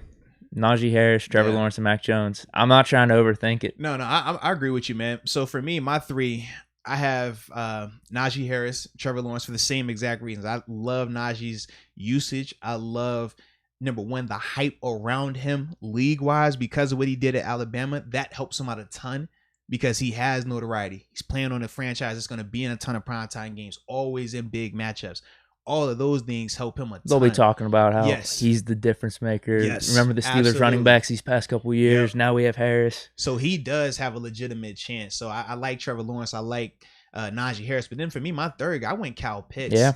I feel like he's going to get a ton of usage. And he has a good enough quarterback in Matt Ryan. The team is going – their offense will be decent enough where they can run it through – obviously him and Ridley, but Kyle Pitts is going to be a matchup nightmare. He's going to be able to have fun down there. And you're playing in a dome. And like I said, you have Matt Ryan, who we know maybe isn't elite now, but he's still a really good quarterback, man. He's going to be able to throw for some yards. And Kyle, another guy who's going to have that hype surrounding him, that'll help him out. I think the biggest question mark with him, though, is just wins and losses. Because like Trevor, he's not going to have a ton of wins. He just needs to, like you said, go out there and put up numbers. Najee's going to have the numbers and the wins out of all 3 of those dudes that I just dropped off right there. Oh, man. That's going to be interesting, though. It's going to be fun. I like the Mac Jones call, though, bro. The Mac Jones was good. I was looking at the receivers because I really like Devonta Smith. Quarterback situation, though, Jalen Hurts. I do think he's got a chance to be good, but I don't know if I would want to bet on that for Devonta Smith being offensive rookie of the year. I don't know if it's going to be one of those things he's targeted nonstop. Jalen Waddle was another guy I thought of. I know, exactly. But then you got Tua down there. Jamar Chase, there's been some concerns in the preseason thus far. I like those 3 receivers. I just don't know in year 1 like this, in the scenarios that they are in, quarterback or not, Chase is more just those drops. He'll clean it up, though. I'm sure he's going to be pretty good. I don't like that for offensive rookie of the year, whereas I know Trevor Lawrence, I know Mac Jones, Najee Harris. Yeah. There's really no barriers there for them. They're all going to be good. Defensive rookie of the year. Absolutely. Let's get to that. Let me switch my top. Bam. All right. I'll go first with this one right here, man. For me, man, I like Micah Parsons. Micah Parsons, Patrick Surtain the second. I think that, well, actually, let me go back to Micah Parsons. Number one with Micah, I just like his game, man. Very dynamic sideline to sideline guy. Obviously, I was high on him when we talked about him in the pre-draft stuff. Obviously, he got drafted. We got drafted for a reason, and he's going to be playing in Dallas. Where you play is important when it comes to winning these awards at times. for him, that's going to be a huge benefit. He's going to get a ton of media attention. It's kind of like playing in New York with the Giants. You ball out there, it's almost like multiply just because of that media market or because of the attention that they're going to draw. So I like Mike a lot right there. Also, Patrick Surtain, just by the position, man. Cornerback, he's long. He can get interceptions. He should get in love. He gonna get a ton of opportunities out there too, man. But he's also on a good defense that can rush the passer. And when you have a defense that can rush the passer, that is a cornerback's best friend. That's going to help him a ton in terms of when he wants to be aggressive, when he wants to jump routes. So I think that he's going to be in some positions to really succeed and put up just numbers. If he gets 4 interceptions, that'll have him in a legitimate conversation for Defensive Rookie of the Year. And then the last guy is Zaven Collins. Now, I like him just because he's another guy that's going to get a ton of use. I think he's going to be a volume tackler. He's going to have a ton of that. The turnovers part is going to be what's interesting for him. I like the Cardinals team, but we're going to see, can they live up? Because they're kind of in that like Browns phase too, where people are starting to talk about them, not to the same extent as Cleveland, but they're getting a lot of attention. Yeah. And they haven't had to deal with that for a while either. But with Zaven, I think that he'll be interested enough. I don't know if he can do enough without the turnovers. He's going to have like the splash plays, but I think he'll have the volume tackles though. I'm thinking the third guy because I'm with you on the first two. Michael Parsons. That's why he's the favorite. Yeah. He's day one starter. He's a stud. Like he's gonna get a lot of tackles. He's gonna put up a lot of production as long as he stays healthy. Right. That's easy. 2, I'm with you. Patrick Surtain. What he did in the preseason, like he looks like he's gonna be a stud corner. Good. And Broncos defense is already pretty legit. Yeah. The third guy, I might go Jamin Davis because it looks like he's starting in Washington. Yeah. The problem I see with him, though, is if their defense is good, and even if he does put up numbers, is it going to be more heavily focused on like Chase Young and like their defensive line? But it kind of goes with Zaven Collins just because if they're out there, and it goes back to Devin Bush, his rookie season, if you're out there and playing a ton of the snaps, you're going to put up some production. And Jamin Davis is athletic. He might make a case. See, I like the Jamin Davis. I looked at him. My other guy that I thought of was Greg Russo, just because he's an edge rusher. I think that in Buffalo, he's going to be a part of that rotation. He's going to play a lot. I do think by mid or end of the season, they're going to try to see if he can surpass one of those guys. Probably not Jerry, but one of those guys, they're going to try to see if he can surpass them. Pass rushers, the same with Chase. You go out there and you start getting them sacks. That gets attention. That gets people talking. And I can see him easily doing that as well, man. I want to go back to the offense real quick. What would you put on Pratt Freiermuth at plus 5,000? For offense rookie of the year. So hold on. I just want to run the numbers. Because I know we're both high on him, but like 100 on the plus 5,000. Is that going to pay you what, 500? Or no? Yeah, it'd be 5,000. Oh, yeah. 5,000 and plus 5,000 in the odds. That'd be 5,000 in profit right there. It almost don't hurt to do it. $100. So 500 would probably be what, 2,500? Yeah. If my math is right. That's crazy, bro. Or 50. I'm sorry. 50 would be 50 would be 2,500. That's a lot, bro. I like the odds. I just don't know. 13 touchdowns, 600 yards, 700 yards. Does that get him in the mix? I don't know because you dealing with quarterbacks, man. That's the problem. He's dealing with quarterbacks. They love quarterbacks in this league. We thought Josh Jacobs should be Rookie of the Year. We thought it was clear. We outplayed him, everything, numbers, impact, but they go Kyler because it's a quarterback. You know this, man. Herbert Jefferson, even. That should have been co-Rookie of the Year, though. I thought it would. I stand by that. I thought it would, but quarterback. So even if Pat balls out. I mean, that was an historic rookie season from Jefferson last year. Like, bro, Jefferson was insane up there, bro. And Herbert, too. But I just feel like we know how this is going to go. We know it. We'll be over here like, Pat balled out. He needs to be Offensive Rookie of the Year. Trevor Lawrence. Like, oh, wow. 3,500 passing yards.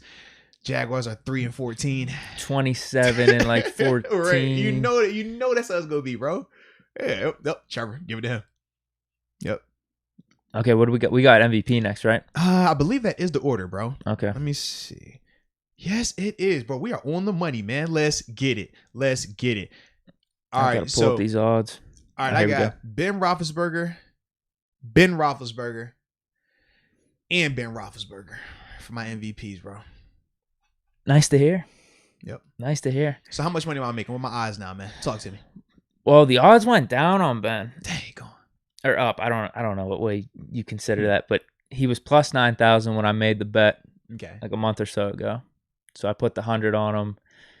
I'm like right at 10,000 profit if that hits. Okay. No, I put a little over 100. It was like 111. Like $111 at plus 9,000. Yeah, it'd be like a $10,000 profit basically. Bro, you need to go out here and like start sabotaging some of these other quarterbacks or something, man. Sheesh, just go around coughing on people. No, I'm playing, don't do that. But man, so I already got Ben. Okay. At my one spot. Okay. I got to read some of these names off to you that they have above Ben though. Let me hear it. I actually think you're gonna want to puke. I hope it's not Baker. They have DeAndre Swift, Derek Carr, Jalen Hurts, Sam Darnold, Dalvin Cook, Jimmy G, Carson Wentz, Derrick Henry, Tua, Christian McCaffrey. They have Joe Burrow, Jameis Winston, Kirk Cousins, Baker Mayfield, Matt Ryan, Deshaun Watson. Deshaun Watson is even. They have him at plus 3,500. Bro, what? Ryan Tannehill. Time out. Hold on. They have Herbert, Stafford. Now we're getting into the part where there's actual good quarterbacks. Time out. You just said they have Deshaun Watson with better MVP odds than Ben Roethlisberger. Oh, and it's not even close. I mean, they have DeAndre Swift at plus 650. This is crazy. Ben Roethlisberger at 8,000. Like, how? The disrespect is real, dude. But wow, with the big Deke investments, if you took my investment strategy, you found the flaw in the market here. This is nuts. And you got your money on Ben. Yeah, wow. You might take advantage. Get that 10,000 in profit. Seriously, man, because that's wow. That is a little interesting right there. I was unaware of that one. That I thought the DeAndre Swift one was bad, bruh. My man is like, do we even know if he's playing at all this year? Like at any time. Who, Deshaun? Yeah. No, I don't think he's playing. Because y'all saw who got named started on there. Beat everybody out too. Yeah, Cam hasn't signed anywhere yet. No. Who's named started on there in Houston? Yeah, Tyrod. Beat them all out, huh? Beat every single quarterback they have on that roster out. Yeah. Every single one of them quarterbacks on that roster, he beat them out. That's why he's QB1, baby. Let's get it. That was a hot topic competition, huh? Hey, everyone was talking about it. Hey, you never Tyrod know, man. versus Davis Mills. Tyrod versus the competition, man. Hey, some people took the field. I took my dog Tyrod. He smashed them all, man. So we're good. 757, stand up. Oh, righty. Oh, righty. So my 2 and 3, mm-hmm. I think I'm going to stick with what I had for Offensive Player of the Year. Okay. Because that happens. We go through half the time over the past 10 years. It happened 5 out of 10 times. So it's not one of those things where I'm feeling necessarily bad about it, that it couldn't happen. I'll go Mahomes and Brady.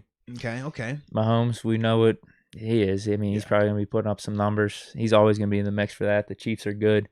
He's always going to be in, the 3 or 4 guys probably named for MVP. And then Brady, I just think he's going to put up numbers again. If he put up numbers last year in his first year, you bring up a good point. I think he's going to probably put up numbers again. And they're going to be relevant. And they have the hype train. You are absolutely right. I could definitely see that.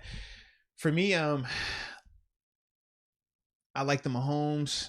I went Rodgers as well. Then for me here, though, this is why I went Josh Allen. I just think the year he had last year, obviously had him in the running for MVP. Just think, man, I don't see anything that's showing he's about to slow down. I think he'll be in that conversation again, man. And with their team being able to keep winning, that's going to keep them in that conversation also going forward. So, yeah, man. Yep. I think any of those guys in the top, there's like 8, 9, or 10 guys. If you have Kyler Murray, you can make the case of like him having the breakout season, his second to third year jump, almost like Josh Allen did. Dak, I don't know if that's a stretch, but they have Russell Wilson up there too. Justin Herbert, you can make a case for Matt Stafford. With Russ, they're gonna have to like win more. Because that was what happened last year. He started trying to do just everything, and eventually it broke. And I don't see why this year is any different for them. I don't think they did enough to improve themselves. Like, we talk about it. Certain teams we'll see and we're like, yo, they got better. Then other teams you're like, I think they got worse. And then some is just like, they're kind of just the same, whether that's good or bad. And with the Seattle Seahawks, I don't think they got better. I think they're right around that same spot right now, man. Which isn't enough. It just is not enough. Even though, like, Ben's my guy. Mm-hmm. He has incredible value compared to all those other quarterbacks that are ahead of him. Like, that's just crazy to me. Like, he actually, like, I just can't get over. He has a way better chance than like all those dudes that I was naming, those like mediocre quarterbacks at winning MVP. Like, I feel like he's got a legit shot. The storylines are there. The team's there. You would think, odds wise, they would reverse that. You would think with these storyline guys, you give them lower odds, so then that way it's more intriguing, more enticing. Yeah, they dropped the ball with that one, man. Okay, so those are our top 3 MVP. Yeah. All right. Coach of the year, right? I think that's where we're at. Yep. On the money. Uh-oh. Is this the year? Is this the year where he gets it done? Yeah, Tomlin doesn't have one, huh? That's strange to me. We talked about this before. I think the Super Bowl year they gave it to Harbaugh. Right. Because that was more surprising what he did with the Ravens, because we went to the playoffs the year prior with Tomlin. And then the 8-8 year with Duck. He was there. He just needed to make the playoffs, probably. He just needed one more win, and that would have got it over the hump. Mm-hmm. Yep. I'm trying to find who won it that year? That wasn't McDermott, was it? Does he have one? I don't think he had one. Let me check. I don't think he has one. Stefanski won last year. Yeah. I'm trying to find these odds, dude. I lost them. I was right on. I was on it for all of them. Rookie of the year and everything. Come on, man. Get the thing going the right way, man. Jeez. I'm sorry. This might take me a while to try to find here. Hey, man, get it together. As long as you ain't falling over, we good today, Deke. I don't care how long. Take your time, baby. Take your time. No, we're good. We're good. I'm back. All right. I ain't like have me there for the first half, but I don't know if they have it, actually. Unless I'm missing something. Yeah, I don't think they have Coach of the Year odds. Weird. Yeah, and you're right. No, they don't. They just have Comeback Player of the Year. Yeah, you know Sean McDermott doesn't have one either. He doesn't have a Coach of the Year. You know how we were talking about Comeback Player of the Year and thinking of players who would qualify? Dude. We forgot about Burrow. Yeah. Well, Burrow, Dak, and you named another guy earlier when you were just talking. Oh, my goodness. Odell? We were talking about Odell. Odell was another he's kind of in the top 12. It was somebody. Oh, my man. I'm drawing George Kittle. No, it wasn't him. Bosa's a good call. It wasn't Bosa. Man. Jameis Winston's a good call. Jameis, that was the one, because I said, for me, I thought of him like Tannehill. And I could easily see that happen. Where he just, same style of player, but he cuts the turnovers down and he goes for 30 and 20. Not 30 and 30 or 30 and 10. They got Michael Thomas in this, like in the top. That's probably top 13 or 14. Though. He's missed, I mean, you think about the past year and a half now, he's missing time. But he's already going to miss 6 games. Yeah. I think that's the problem with his case. You're right. Top 3 for Coach of the Year. I got to throw Tomlin in it. I got to. If we're going to have as good of a record as I say. I mean, with how we started last year, he probably could have been a front runner. But then how we finished, it was like, even though we, 12-4, we won the division. That's probably why people fell off a little bit from Tomlin. But if we finish 13-4, win the division, we're like the 1 or 2 seed, you have to put him in the mix then. I'm trying to think of new coaches. Because Stefanski won last year. He was the one that was able to like revive the Browns. And they said 2019 was Harbaugh because that was the Lamar Jackson year. Yeah, Brendan Yelich, shout out to you for that. Yeah, that definitely was. Because that was the year when Lamar got the MVP regular season and stuff. And they had like all those like records, and there was 16, 17 people in the Pro Bowl or something nuts. Yeah. So he has 2. Yeah, they said that he went. That's he crazy. That's what I mean. With Tomlin not having one, him having 2, that just doesn't really add up. Because I'd have Tomlin as a better coach than him. I agree. Another name we forgot for comeback player of the year, they're throwing Bud Dupree in there as well. Actually, Trina Stowe Diva says Bud Dupree for potential comeback player of the year. I know he had a good year last year though. Before he got hurt, that's a tough thing. But he's come back from the ACL though. That's the thing as well. He would have to go off. Now Stephanie thinks he's gonna go all the way off. She thinks he's gonna have one of them like all time like sack record type. Oh, she was pissed we lost him. Yeah, she was pretty upset, man. So, and I'm a Bud Dupree guy. I don't know if because the record's 22. Well, you got the extra game. But I don't know how you feeling right now coming back from the knee. So, I don't know. Does Sean McVay have one? I thought he did. That's the real question. Like, I don't know if he has one. Recently has one, yeah. I'm just trying to think of teams that... Because McDermott doesn't have one. If McVay doesn't have one, that's super interesting. Coach T doesn't have one. Does Andy Reid have one? He did win one, 17. Okay, so McVay has one. What about Andy Reid? Oh, he has to have one. I would think he would, right? If not the Chiefs, probably a season with the Eagles. Philly, right? One of them years. Yes, 2002 though. It's been a while. Whoa. So maybe it's a long time. All right. I just feel like if he hasn't won it yet with the whole Mahomes thing, it ain't gonna happen. Yeah, I can see. It's like Belichick's not winning. It goes back to Jordan too. Jordan's not winning MVP year in and year out. LeBron. I think they want to give it to the coach that's like turning things around, or has the best story. Like that's why Stefanski won. Like that's why McVay won in 17. Completely like turned the Rams around. True, very true. So what were your three then?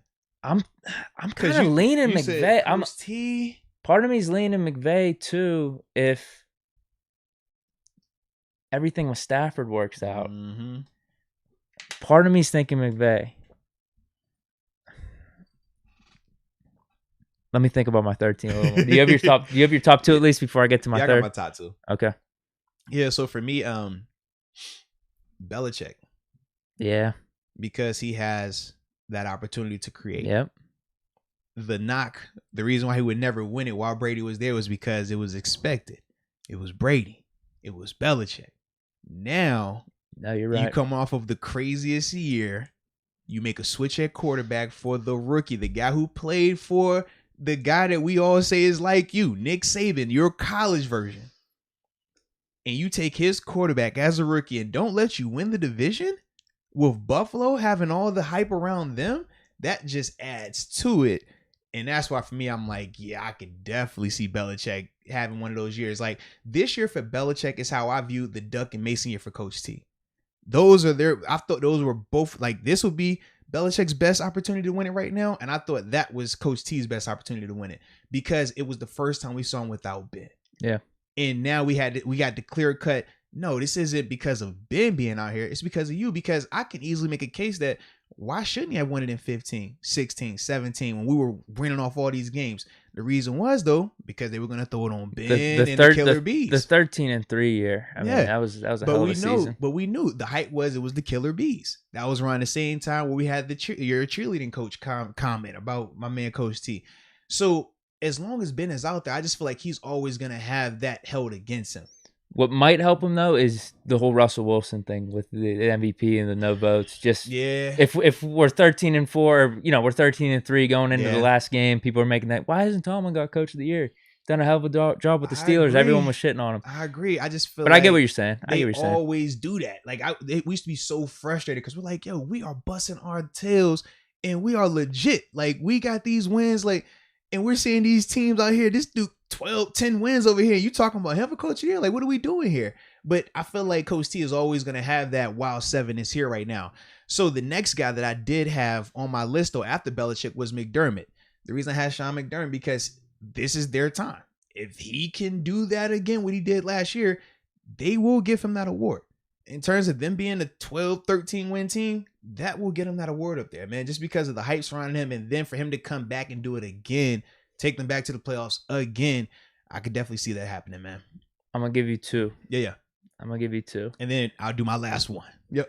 This would be 4 for me. I guess you could throw one of them in an honorable mention. But no. My 4th one. These are just 2 to watch out for that have like the storylines that make sense.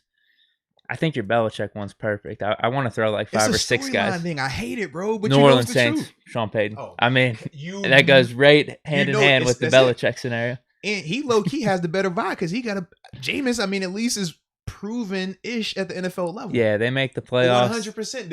They don't even have to win the division. They just have to have a good record. Because they're not expecting to win the division. Because you got Brady down there. Just get into the playoffs. Yep, 100%, bro. The other one, Washington. Rivera, they make the playoffs with Ryan Fitzpatrick. First time for Fitzy in the postseason. The scandals, the name changes, all within 2 years, they turn the franchise around. Oh, I think that those are 2 good like storylines. That's a good one. Oh man, the Sean Payton one I love. Sean Payton absolutely love that one. That's my Belichick one right there. I love that Sean Payton. That's a heck of a call right there, man. And then my last one was I think your first one, McVay. Yeah. Whenever I just threw it out there, Sean McVay was my third one because similar concept. the knock is, was it Jared Goff? So now with Stafford coming in and we get a chance to see, he's going. Stafford and McVay, it's going to pair really well offensively.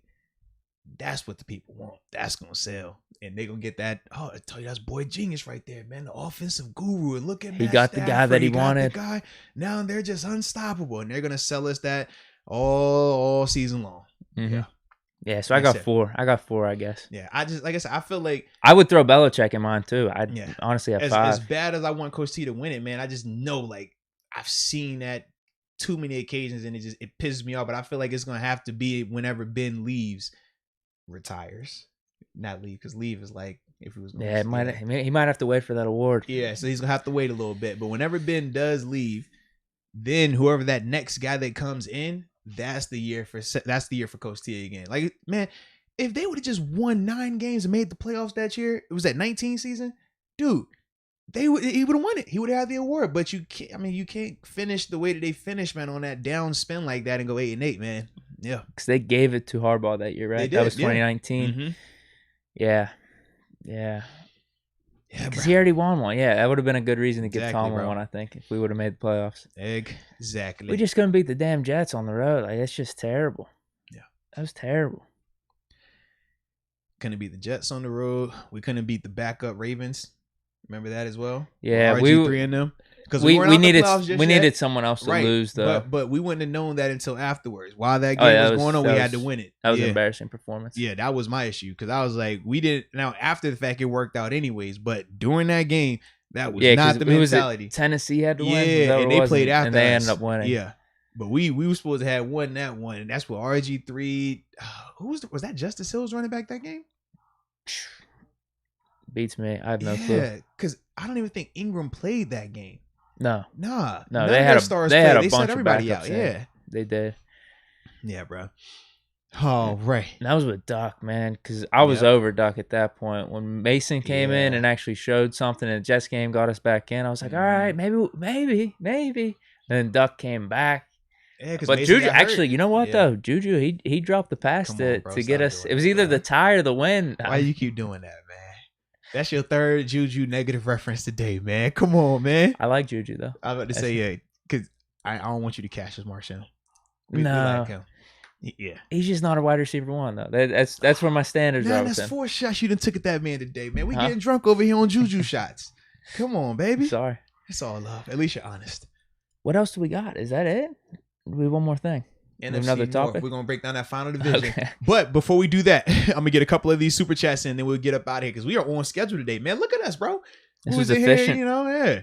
After a 4-hour one last night and somebody almost losing it, just feel like we had to have a little easier, a smoother ride today. Understandable. Yeah. But let me see if I got any chats. Yeah, let me know what the last one you can see, and then I'll go from there. Jack Henderson. That's one. I got James Panzarello. Okay. Yeah, James Panzarello. Okay, perfect. So I only got 2 in front of you then, so we're good. I'm gonna do these 2. I'll do these upper rooms, and then you'll start reading off those. So, excuse me. Drink. Have me a little hiccup. Yeah, get hydrated. Gotta get hydrated, baby. I got a little bit. I could take a little more sip. Yeah. Yeah. I needed that. I just saw you in like the desert just trying to get that last little drop. I'm like, man. Need it for the stretch, the home stretch here. Respect. So here we go. All right, so Damon Brown says they need to have Stephanie and Trina on the podcast. Deke can't run from Steph then. Shout out to the podcast members on here. They are the dopest fans. Now you bring up a good point, man. Shout out to the crew. But actually, Trina has been on, man. She calls. She's an upper room member.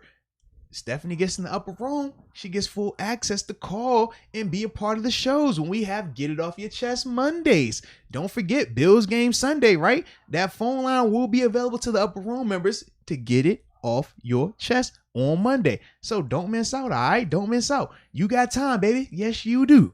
And then we also got Mr. Lamborghini Leg Lock. Shout out to Mr. Lamborghini Leg Lock. He says, Moats, what's the weirdest thing that was ever stipulated in your football contract? Well, no, for me, man, it was probably just the like the extreme sport clause thing. I don't even know why it was put in there because I don't do extreme sports, but it was literally very distinct. I always bring this up when we talk contracts. Like, you can't skydive, you can't deep sea swim with sharks, you can't deep sea dive, you can't cliff dive, you can't jump off. It was like you can't ride. Oh my goodness, it wasn't motorcycles.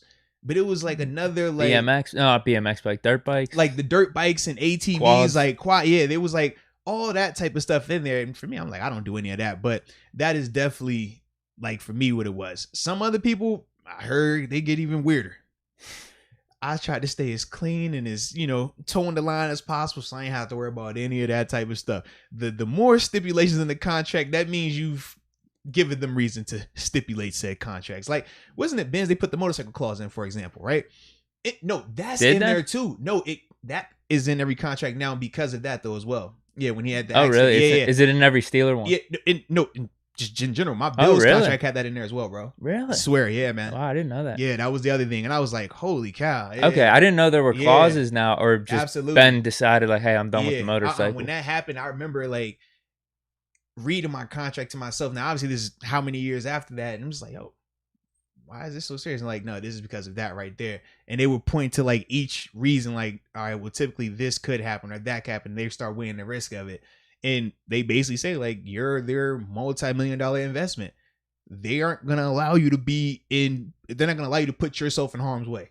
Like, even though it's your money, you do what you want, is your life, they are the ones that are paying you that money. They are not playing those type of games. And that's why they can void your contract if you decide to do it and you get hurt. Because there's guys out there that have decided to do it. I've seen them and I'm like, bro, they pay me too much money to ever think about doing anything while I'm playing right now, bro. Which is why now I have all the fun I want.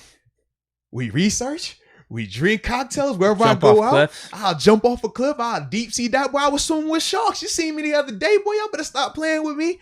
All right. I said, I'm going to do what I need to do while I'm here, make the money I need to make, and now I'm going to live my best life. And here we are. I'm saving people falling out of chairs now, so we're good, baby. We are good. All right, so now you said you got a couple of the I do. I'm at right? James Panzarella. The disrespect they have shown Ben the GOAT, it's sick. All caps. Facts. Yeah, Facts. That was, to see those odds, it's just... Bro, I still can't believe Deshaun Watson, bro. How? It's like, what is the logic behind that? I might have skipped one here. Hold on. Because I got a Michael Patrick McCracken now. Oh, you're good then. Go, man. No. I got Jack Henderson. Well, because you good then. Go ahead. Deke for comeback player of the year. Absolutely. Y'all saw that, man. He's back, man. He's bounced back. Taco. Yeah. Extra taco meat. This is what, less than 24 hours. It's less than like 12 hours. Yeah. Bro, like we was back at it. In here, bro. Like you realize I haven't even finished uploading the small vids from yesterday. Oh, okay. Yeah, I was like in the process of doing that while doing my other show this morning. I'm like, bro, we about to be double dipping on them today. All right. That's cool. It's cool. Something to listen to while you're watching the game tonight. Y'all are gonna have plenty of content these next couple of days. Plenty of content. Michael Patrick McCracken. Maybe a good call here. He says, am I the only one that thinks Keith Butler looks homeless? Yo. That's not a bad call. Facts. We get old butts a lot, bro. we always get old butts. Hey, Butts, do you care about your appearance, man? Like, we know you played the game. We know you can coach the game. And we know you love us. And we love you, Butts. But why you always look like that, Butts? Like, come on, man. Just a little bit, man. Hey, man, dadgummit, I ain't worried about none of that. I'm a ball coach. You know what I do? I play ball and I coach ball. I don't care about none of this dadgummit. I got my wife. That's all I care about. I'm like, all right, Butts, man, cool. But at least just line it up, all right? Fix it up a little bit, man. That's my dog, though. Love Butts, man. Then we got the Mom Brown. I think this is the last one. Am I wrong? This should be. Yep, you're good. Okay. Yep. Moats, I'm clearly talking about for a full interview segment, not get it off your chest. Ooh. Okay. LOL. Okay. Brings up a good point then. That would be interesting. That's a lot of pressure though. But you know what? We do got some stuff in the works, man, because we do know that we're still trying to find Deke's love interest. Okay.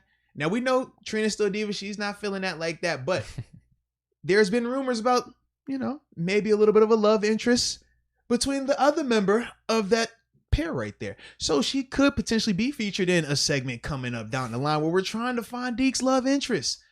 Okay. We know Deke is a big Latino guy. He's a big minority person. It doesn't matter what ethnicity, white, black, Asian. He doesn't discriminate. Tall, short, slim, thick. It don't matter. So we might have one of these times where we're going to have most people up here having a full show with Deke, where we're able to just see Deke talk and get all super red like he gets at times. And we're going to figure this thing out. We're going to get to the bottom of Deke's love interest and his love life. And I'm going to be over here laughing the whole time. But that will happen, baby. That will happen. And then, let's see. Do we have another one? I'm looking for you. Hold on. I saw somebody just said they sent the super chat about the tailgate. Oh, Michael Patrick McCracken. He also said, I'll be there for the Oakland game or the Vegas Raiders game. And he says, where's that tailgate? So that tailgate will be at the good old faithful Red Lot 5A. In fact, what I'll do over the weekend, I'll post the new flyer for that week's game. I'll post that in the community page like I've been doing with all the other information. So that way y'all can have that to, reference and know all the details on and stuff like that. So I definitely get you taken care of there though, Michael Patrick McCracken. But Red Lot 5A, easy reference point is, where PNC Park is. Literally, if you're standing in front of PNC Park looking at Hinesville, we are the corner to the right. That parking lot right across the street. Caddy corner. Can't miss us. Look for the flag and look for Big Deke energy. Because it's always Big Deke energy around here, man. Yeah. Jar Devil does have it right. Deke does love the BBWs. He is well cultured. Yes, he is. That is what he don't discriminate. Brown, greasy, light. He don't care. He just wants somebody that's gonna make him happy. Hey. Somebody's gonna make him happy. I just saw some breaking news. What you got, man? Did you see it? I did not see it. Did you get it done? No, it said TJ Watt was a full participant in practice for the first time Wednesday. Oh, all right. It said at the bottom, so unless Fox Sports is lying. Okay. Oh, no, bro. Today's Thursday, though. I know, so that they're saying yesterday he was full. Did something leak after practice that said he was a full participant? Oh, no.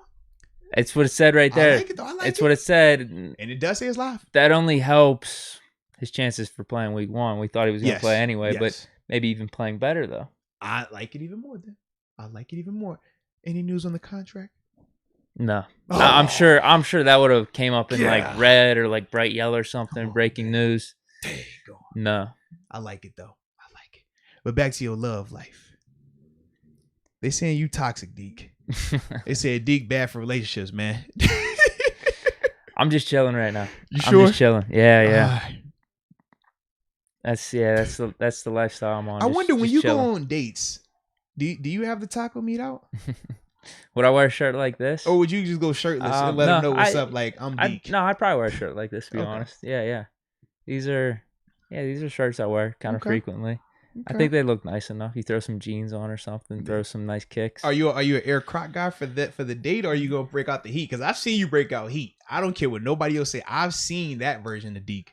Honestly, I'd probably just wear Crocs at this point. That was, I'm going out. We finna turn up, Deke. I said, whoa, wait a minute. What was I wearing? Oh, I was wearing Crocs. The problem was, you switched out, I would just wear Crocs out, to be honest with you. Yeah. But the problem was I didn't know if we'd be booted from somewhere because I had like gym shorts on too. Yeah. So I had to throw jeans on. I like the cleaned whole it up, though, man. It was I had some white cement 4s on.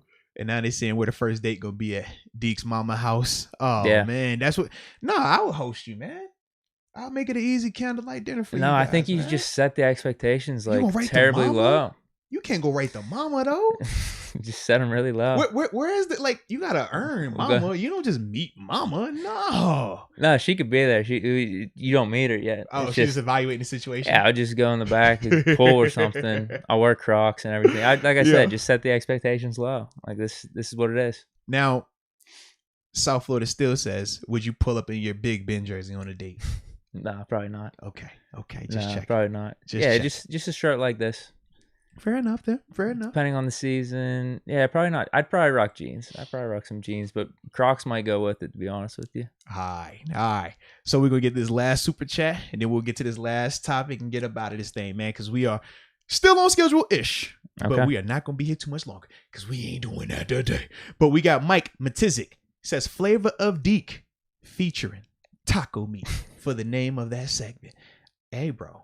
We're gonna spitball some stuff, man. We're gonna find Deke's love interest, or at least like some love interests for Deke, because he's a Mac daddy. I mean, you look at that taco meat, man. You see how this dude, man, he breathes it, man. Like when you see this, it just screams hot and heavy. All right, I don't know how people don't just walk by him, especially the ladies, and get all hot and flustered. That's big Deke energy for you. All right, so I'm just over here like, man, hey, I want to facilitate. I want to be a part of the movement, man. I want to just play my part. Yeah. Appreciate it, dude. Absolutely, man. It's the little things. So, with that said, Mr. Big Deke Energy, believe the last topic we have is wrapping this thing up with the last division that we haven't previewed just yet. So, that would be the NFC North. The North. Like I said, we don't really like those teams in the North now that I think about it. Yeah, I don't like them all. In fact, I don't like any of them.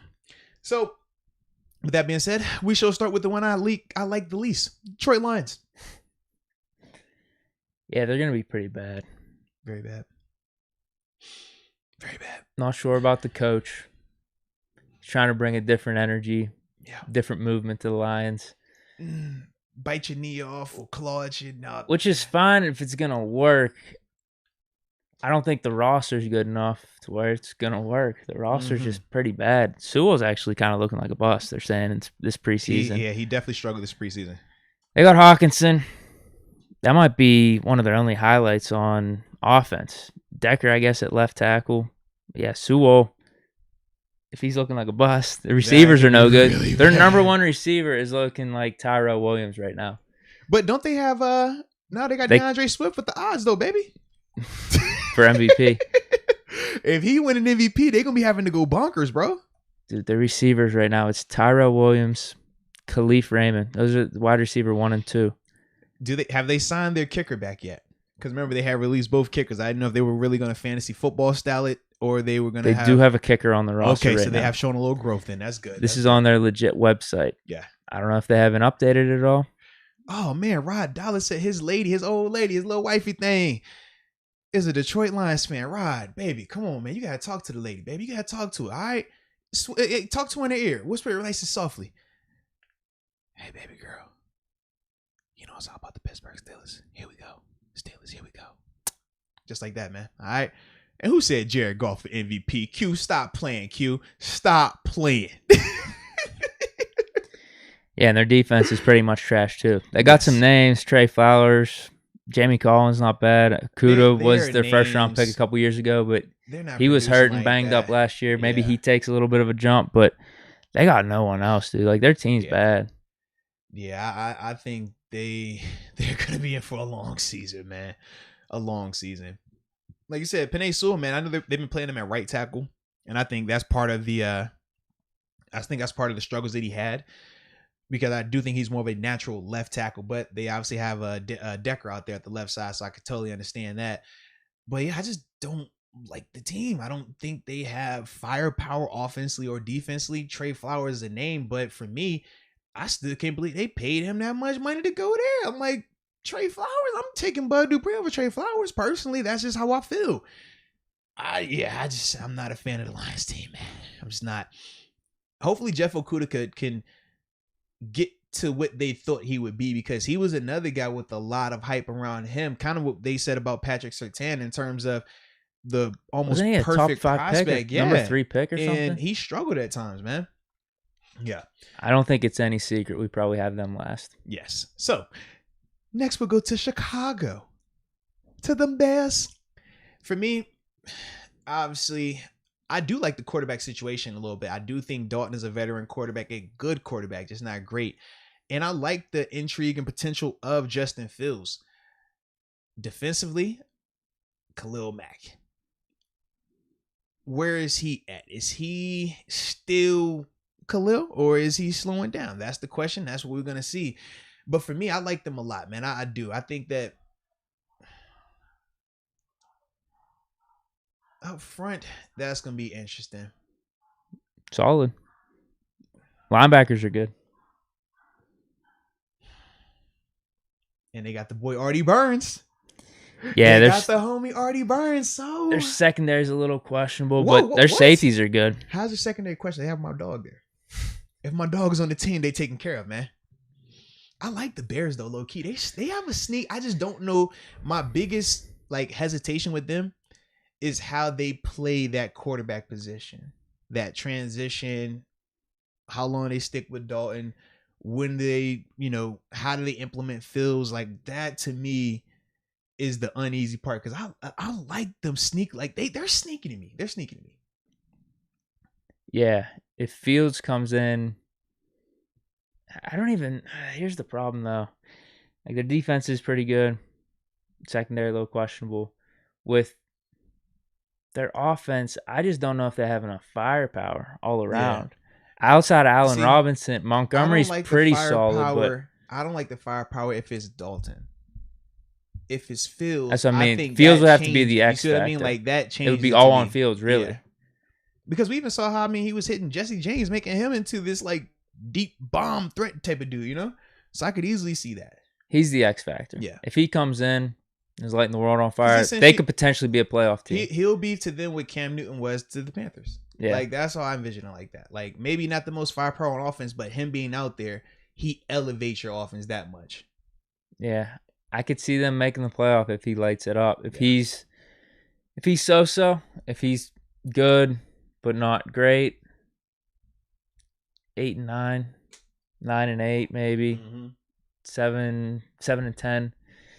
That's kind of where I see things. But I mean, if he lights it up, he's the X factor. Yeah. I mean, we just talked about that because of what they have on offense. He's going to have to make it happen.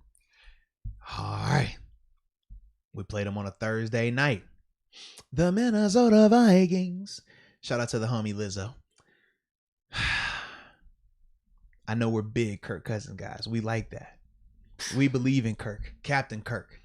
We got Mr. Gritty himself, Mr. Justin Jefferson up there. And then we got Adam Thielen. Dalvin Cook, yo boy. I think they just brought back Everson Griffin too. A little pass rush. Yeah. Hunter's up there. Harrison Smith just got paid. Kendricks is still there. Patrick Peterson. Pat Pete is there, rocking the 7 LSU style as well. Yeah, with the purple. Yeah. Yeah, you know what? They have a nice roster. They do. They have a really nice roster. It's the quarterback, baby. You know that. Yeah. That's the hang up. That's the quarterback. This is one of those Broncos Raiders situations for me. Yeah. It's the quarterback. They're capped at 6-7 seed in the playoffs, but first round exit.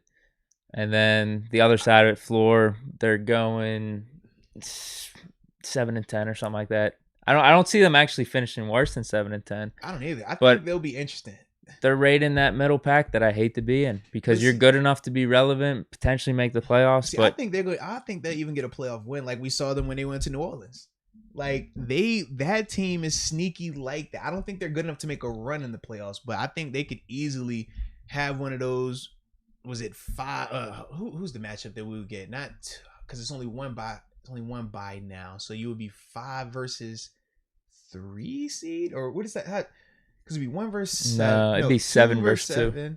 So yeah, so they would go against the 4 seed. They'll be 5-4. So yeah, I could see them getting a win like that. It'll be one of them sneaky because they play the Cowboys good enough. Absolutely, you know that, and they'll win it, and then we'll be over here like, bro, they really want a playoff game right now. And Kirk Cousins hits with the, you like that, you know that, bro. That's what I mean. They're not Super Bowl contenders. Yeah, they're not Super Bowl contenders. That's where they're capped. Mm-hmm. But I don't see them with an awful record, 7-10 worst. But they're going to be on those charts whenever it's like week 14, 15, 16 in the hunt for the wild card, or they'll be like the 6 or 7 seed. That's how I see it. Yeah. Just because of Kirk Cousins, if they had a different quarterback, man, I'd change my tune because they're totally different. They're kind of loaded on offense, and they got a bunch of dudes on defense. Yeah. All right, last one in that division, Green Bay Packers, the last ride for Aaron Rodgers. Do you believe that? I think he's actually gonna potentially be back if they could work it out. I don't get why it's so far gone. It's the last ride because I think they're better with each other. Yeah, and his issue isn't with the coach; it's more with management. And I think My only question is,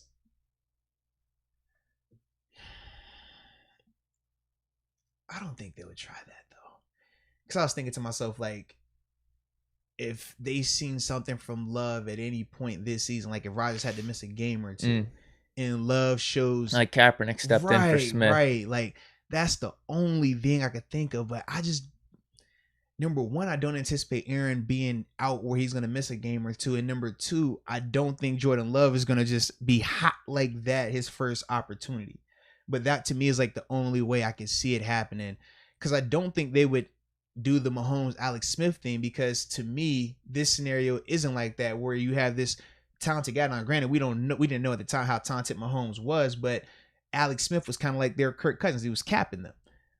Aaron Rodgers is not a cap on him. Aaron Rodgers, you're legit in the action. He's coming off an MVP season. So yeah, I don't think he leaves. I think they find a way to keep him there as well, man. That's what I'm thinking, because both sides, they're way better together, man. According to their dialogue, we're open to saying like, yeah, we'll see how this season goes, and we might talk some more. Yeah.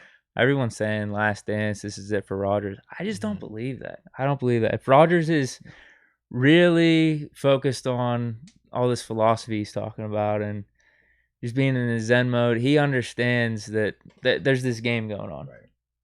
So I don't know. I just don't see it being a foregone conclusion that he's out of there. But I see them finishing top in the NFC North because of Aaron Rodgers. Their team solid. You saw them go 13-3 last year. I just think they're going to take a little bit of a step back. Bakhtiari is looking like he's out again. There's some question marks on offensive line. I see a bunch of like Green Bay reports saying like, is the offensive line going to hold up? Is it going to be shaky? Yeah.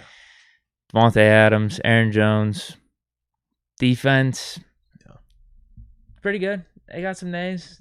Definitely an outside linebacker. I like the linebackers with the Smiths. Yeah, I'm a fan. Amos is good. Darnell Savage, obviously. Darius gonna celebrate to the wheels fall. Alexander's a stud cornerback, so they're good on defense. Kenny Clark's nice in the middle too. He said they're gonna be a good team. I mean, you add Aaron Rodgers. What'd I say? 10-7, 11-6. They're gonna win the division. That's what I'm thinking. I just don't think they'll be to the level they were last year. Yeah. Just Aaron Rodgers back out there, man. They're gonna be super productive again. Yeah, and what I mean by the biggest piece, like they're still going to be. And I get what you're saying. I was going to say what I mean by 10-7 or 11-6. That doesn't mean they're not Super Bowl contenders. Correct. I just think the regular season might be a little rocky for them. Which happens. I mean, and when you think about out of 17 games, that's not a. The Bucs won 11-5 last year. Exactly. Like that's realistic, man. Yeah, that's realistic right there. But no, when I think of Green Bay, man, I like them a lot. Obviously, Aaron Rodgers, that changes so much. It's the way we view Ben here is how people view Aaron Rodgers. He's the difference maker. He accounts for so much more. If this team is led by Jordan Love, heck no, I don't want to talk about them. But with Aaron Rodgers, it's interesting. They got wide receivers. They got a running back. They have pieces there offensively. O-line, obviously going to be a question mark, right? Depending on how that thing plays out, if those guys can stay healthy, that always is an issue. But defensively, they can rush the passer. Defensively, they're built to play from in front, though. And that's the thing with them. As long as they're playing ahead, they'll be fine. But if that O-line is compromised where they get into these tighter games, we see where that defense, it might have a little bit of issue down the line. That's all. How do you have it ranked? Well, I went to the super chat first. Well, not the super chat. I polled it up because, they always ask for the poll, so we got to give them the poll every once in a while. About 112 people that voted so far. Heavy on the Packers winning the division, 83%. But it gets interesting after that. We got the Bears at 10%. The Vikings at 5%, Lions at 2%. I would not have thought the Bears would be. It's Justin Fields, dude. That's why. But that's why I don't have them over the Vikings, because I just don't know if he's gonna play, and if he does play, he's got to be lights out, in my opinion. That's my thing, man. There's more certainty on the Vikings, at least just their being in the floor mix. Is so higher, absolutely, man. I don't like their team. I don't like their chances for a Super Bowl at all. I don't think they're contenders, but to be above the Bears, I'll take the Vikings. So I got Packers, Vikings, Bears, Lions. That's how I got it playing out. Hey, Trina still diva. I ain't go. You never late. I had you every time I think to poll it up. Trina still diva says, and I might call it the Trina still diva poll up. All right, because that's what you always said. Poll it up. Sponsored. It's sponsored by Trina still diva. So there we go. But no, I feel like we're definitely identical, man. I have Packers winning it, Vikings second, Bears third, and then definitely Lions in fourth. Lord, what if the Lions win the division? I don't even want to know how wacky that would have to be for that. Yeah, that's probably one of those soccer league scenarios that happened a couple years ago. Like, wasn't there one team that started with an L? Yeah, Leicester or something. Something like that. Yeah, they were not even on the radar. Right, but it's like, they ended up winning the league that year, and everyone was just going crazy. Like the odds were so bad. Oh yeah, but anyone that bet a little bit on them was making bang, crazy paper off of it. Yeah, I just don't see. I don't see that happening at all, man. But dude, man, that was a fun one, man. Let me go back through these chats real quick. Yeah. Do you see any supers on your end? I do not. I got a couple over here. Yeah, I do. Let me know where you. No, I don't actually. Yes, I do. Q. I think I'm actually up to date. Hold on, you're at Q. Yeah. Are you at the MVP Q or the other Q? Yeah. Jared Goff. Okay, perfect. Yeah. So yeah, you got Jared Goff for MVP. LOL from Q. Testing out his comedic chops there. Maybe he's researching why he typed that in. I like it though. Damon Brown. Bill's Mafia are full of Fredos. What's the Godfather reference right there? Is that what he's referring to? Yeah. I've never seen Godfather. I apologize. Oh, man. We're not gonna do that today. It's all good. It's all good. I'll coach you up on it later. It's all good. It's an epic movie though. That's all I've heard. But epic. That's all I've heard. I'm not opposed to watching which one is better, Godfather versus Godfather 2. That's all I'm saying. It's a debate. Isn't there a third? That one's just bad. No, the third one's still cool, but 1 and 2, those it's kind of like Bad Boys versus Bad Boys 2. It's kind of like, let me think, what else had a crazy 2? Anchorman 2 sucked. Matrix versus Matrix Reloaded. Like certain ones, they just got the part 2. Oh, yeah, it gets kind of interesting, man. Now I'm trying to think of sequels. Actually, going back to Marvel, we were talking with Banner about that. Oh yeah, we talked. Guardians of the Galaxy 2 versus Guardians of the Galaxy. The 2 might be better. I like 2 better. Yeah, so that's another one right there. Or Infinity War versus Endgame. That was another one. I liked Infinity War better. See, I like Endgame a little bit better. I know. Yeah, that one's. But it goes back to the Godfather thing. If it's a legit conversation, it's legit. Yeah, man, that's top notch right there. Oh, right, Kenneth Beamer. That was that reference. The big chair for MVP. Oh man, at least it's comfy and leathery. Feels good while you're going down like that. I was like, save you, man. Q, you got to remember they restructured Aaron's contract to basically release him. In a sense, sure. But I find it hard to believe that if Aaron Rodgers goes out there and does what he just did a year ago, they're going to release that man. Like, I don't see it happening, man. How do you release a guy that's coming off of an MVP again, right? Or at least in the conversation for MVP again after just winning it. You don't want to be the guy that traded Aaron Rodgers. Don't be that guy. Like, whatever traded you do, or released Aaron Rodgers. Do not be that guy, man. And I feel like, unless it's the Brett Favre scenario where you're releasing him and you actually feel like you have something in Aaron Rodgers. Yeah. I just don't know if they think that way about Jordan Love. Seriously, man. I would bet good money they don't think that way about Jordan Love. I don't. Dude, I love when we get the sidebar. I love when we talk a little bit about movies and then we get the chat just go nuts on different movies because then it gets me wanting to talk. But we cannot. We ain't doing it today. We gonna have one. Oh man, we gotta have these because now Emperor Strikes Back. Oh, see Emperor. The Empire. Oh yeah, that was back, 5. like, that was 5 to the New Hope was technically 1, bro. Like, yo, this is a conversation that we're gonna have one of these shows where we just have a little segment. Could be like the what's going on kind of. Maybe throw it in there, toss it in there. Maybe something. On a light week or something like that, man. Because like what movie? What movies just came out? Or I don't know. Yeah, something like that. Because they got a new Matrix that's coming out too. In the trailer, bro. I haven't seen the full. I don't think they released the full trailer. Yeah, I saw like the still images of it though. Bro, it looks like it's gonna be filthy. I cannot wait, man. I was a big Matrix guy. Oh gosh. All right, how many more? We got one more. I think Jay Quest. All right, I'll read it off. Moats. What colors or jersey are you wearing Sunday? What if we sign Rodgers next season? This dude's a fake fan. Get out of here. Get out of here with this garbage shit. I got so pissed off about that. I'm seeing Steeler people all over Twitter talking about, Aaron Rodgers, Steelers 2022. Get out of here. That's Ben's job. He wants a contender, and the Steelers don't rebuild, plug and play. No, I've had it. Even if your boy retires? I'm good. Say he retires, we still don't want a I don't think he's retired. I just don't. If he did though, would you be open to it? Ask me another time. I'm not feeling it right now. I don't even want to talk about it. You hit a nerve with my man right there. You hit a nerve, Jay Quest. So with that being said, we got a full damn season coming up, 2021. Whatever happened to living in the moment? I mean, my man got your dog up out of here already. God, that's what I mean. Dude, they did it last year too. I'm telling you that some of these tweets I was seeing about some of the quarterbacks they were suggesting the Steelers trade for and shit, while Ben was still playing. I'm like, you gotta be fucking kidding me. That was funny, man. That was funny. But no, now all of a sudden, you got my man worked up. He's going. Here's the thing. All of a sudden, they see him in this Lions preseason game. I'm seeing these same Twitter accounts completely changing their tune. It's like, what the hell, bro? Like, what the hell? This is true, man. It's sad. This is true. So. Well, he asked you a couple questions. Oh, what else did he ask me, man? What colors or jersey are you wearing? Oh. And I guess he wants your opinion on Rodgers. I already gave mine. Yeah, I'm TBD for my attire. Actually, man, I still haven't even picked which suit I'm wearing for my Hall of Fame tomorrow night. Yeah, that's how last minute I am right now. Like, I got some concepts even for Sunday. Maybe just rock the suit up Sunday. I mean, I could. That's toe the line right there. Professional though, man. That's so. Hey, you're right. I can't get in trouble with my JMU on. I can't get in trouble that way. But I haven't decided just yet, man. It's gonna be some type of. Yeah, I'm gonna have some type of collab happening just because I have to. That's just me, cause that's how I vibe with both spots. I ain't gonna fake. You like me cause I'm real, and that's what it is. I love both. I'm just a Pittsburgh dude, boy.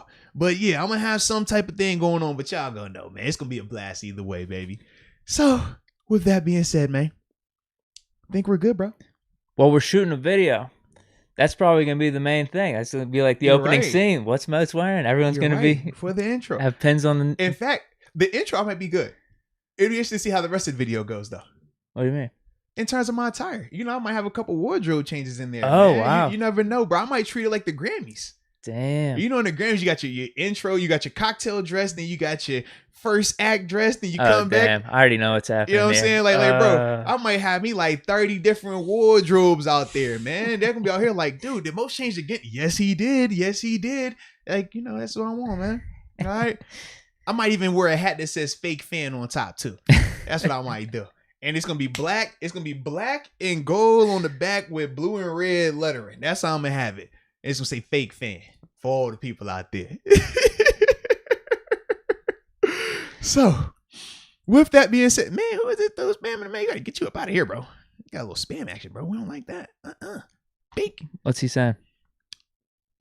Football is excellent. I would definitely. He's suggesting a free streaming site. I don't know. He seems real bot-like to me, man. Let's see. I would NFLSQTV.com. Exactly. Seems a little janky to me, man. So, yes. With that being said, man, this was a fun one. This was fun. Yeah. Hope everybody enjoyed themselves. Just kind of tied a bow on what we're expecting for the season and everything. Yeah, absolutely. Actually, we didn't say our Super Bowl predictions. Great call. All right. Who you got? I'm running it back with my same take from last year. All right. Pittsburgh Steelers and Tampa Bay Bucks. I like it. So I'm halfway with you. And Steelers get the dub. Fair enough. I have Tampa Bay Buccaneers as well. Buffalo Bills. Bills get the dub. So with that being said, peace, love, tranquility. We love y'all. We appreciate y'all. If you're tailgating in Buffalo with us, baby, holla at your boy. We be there. Me and Deke, lot 4. And until next time, baby. Peace.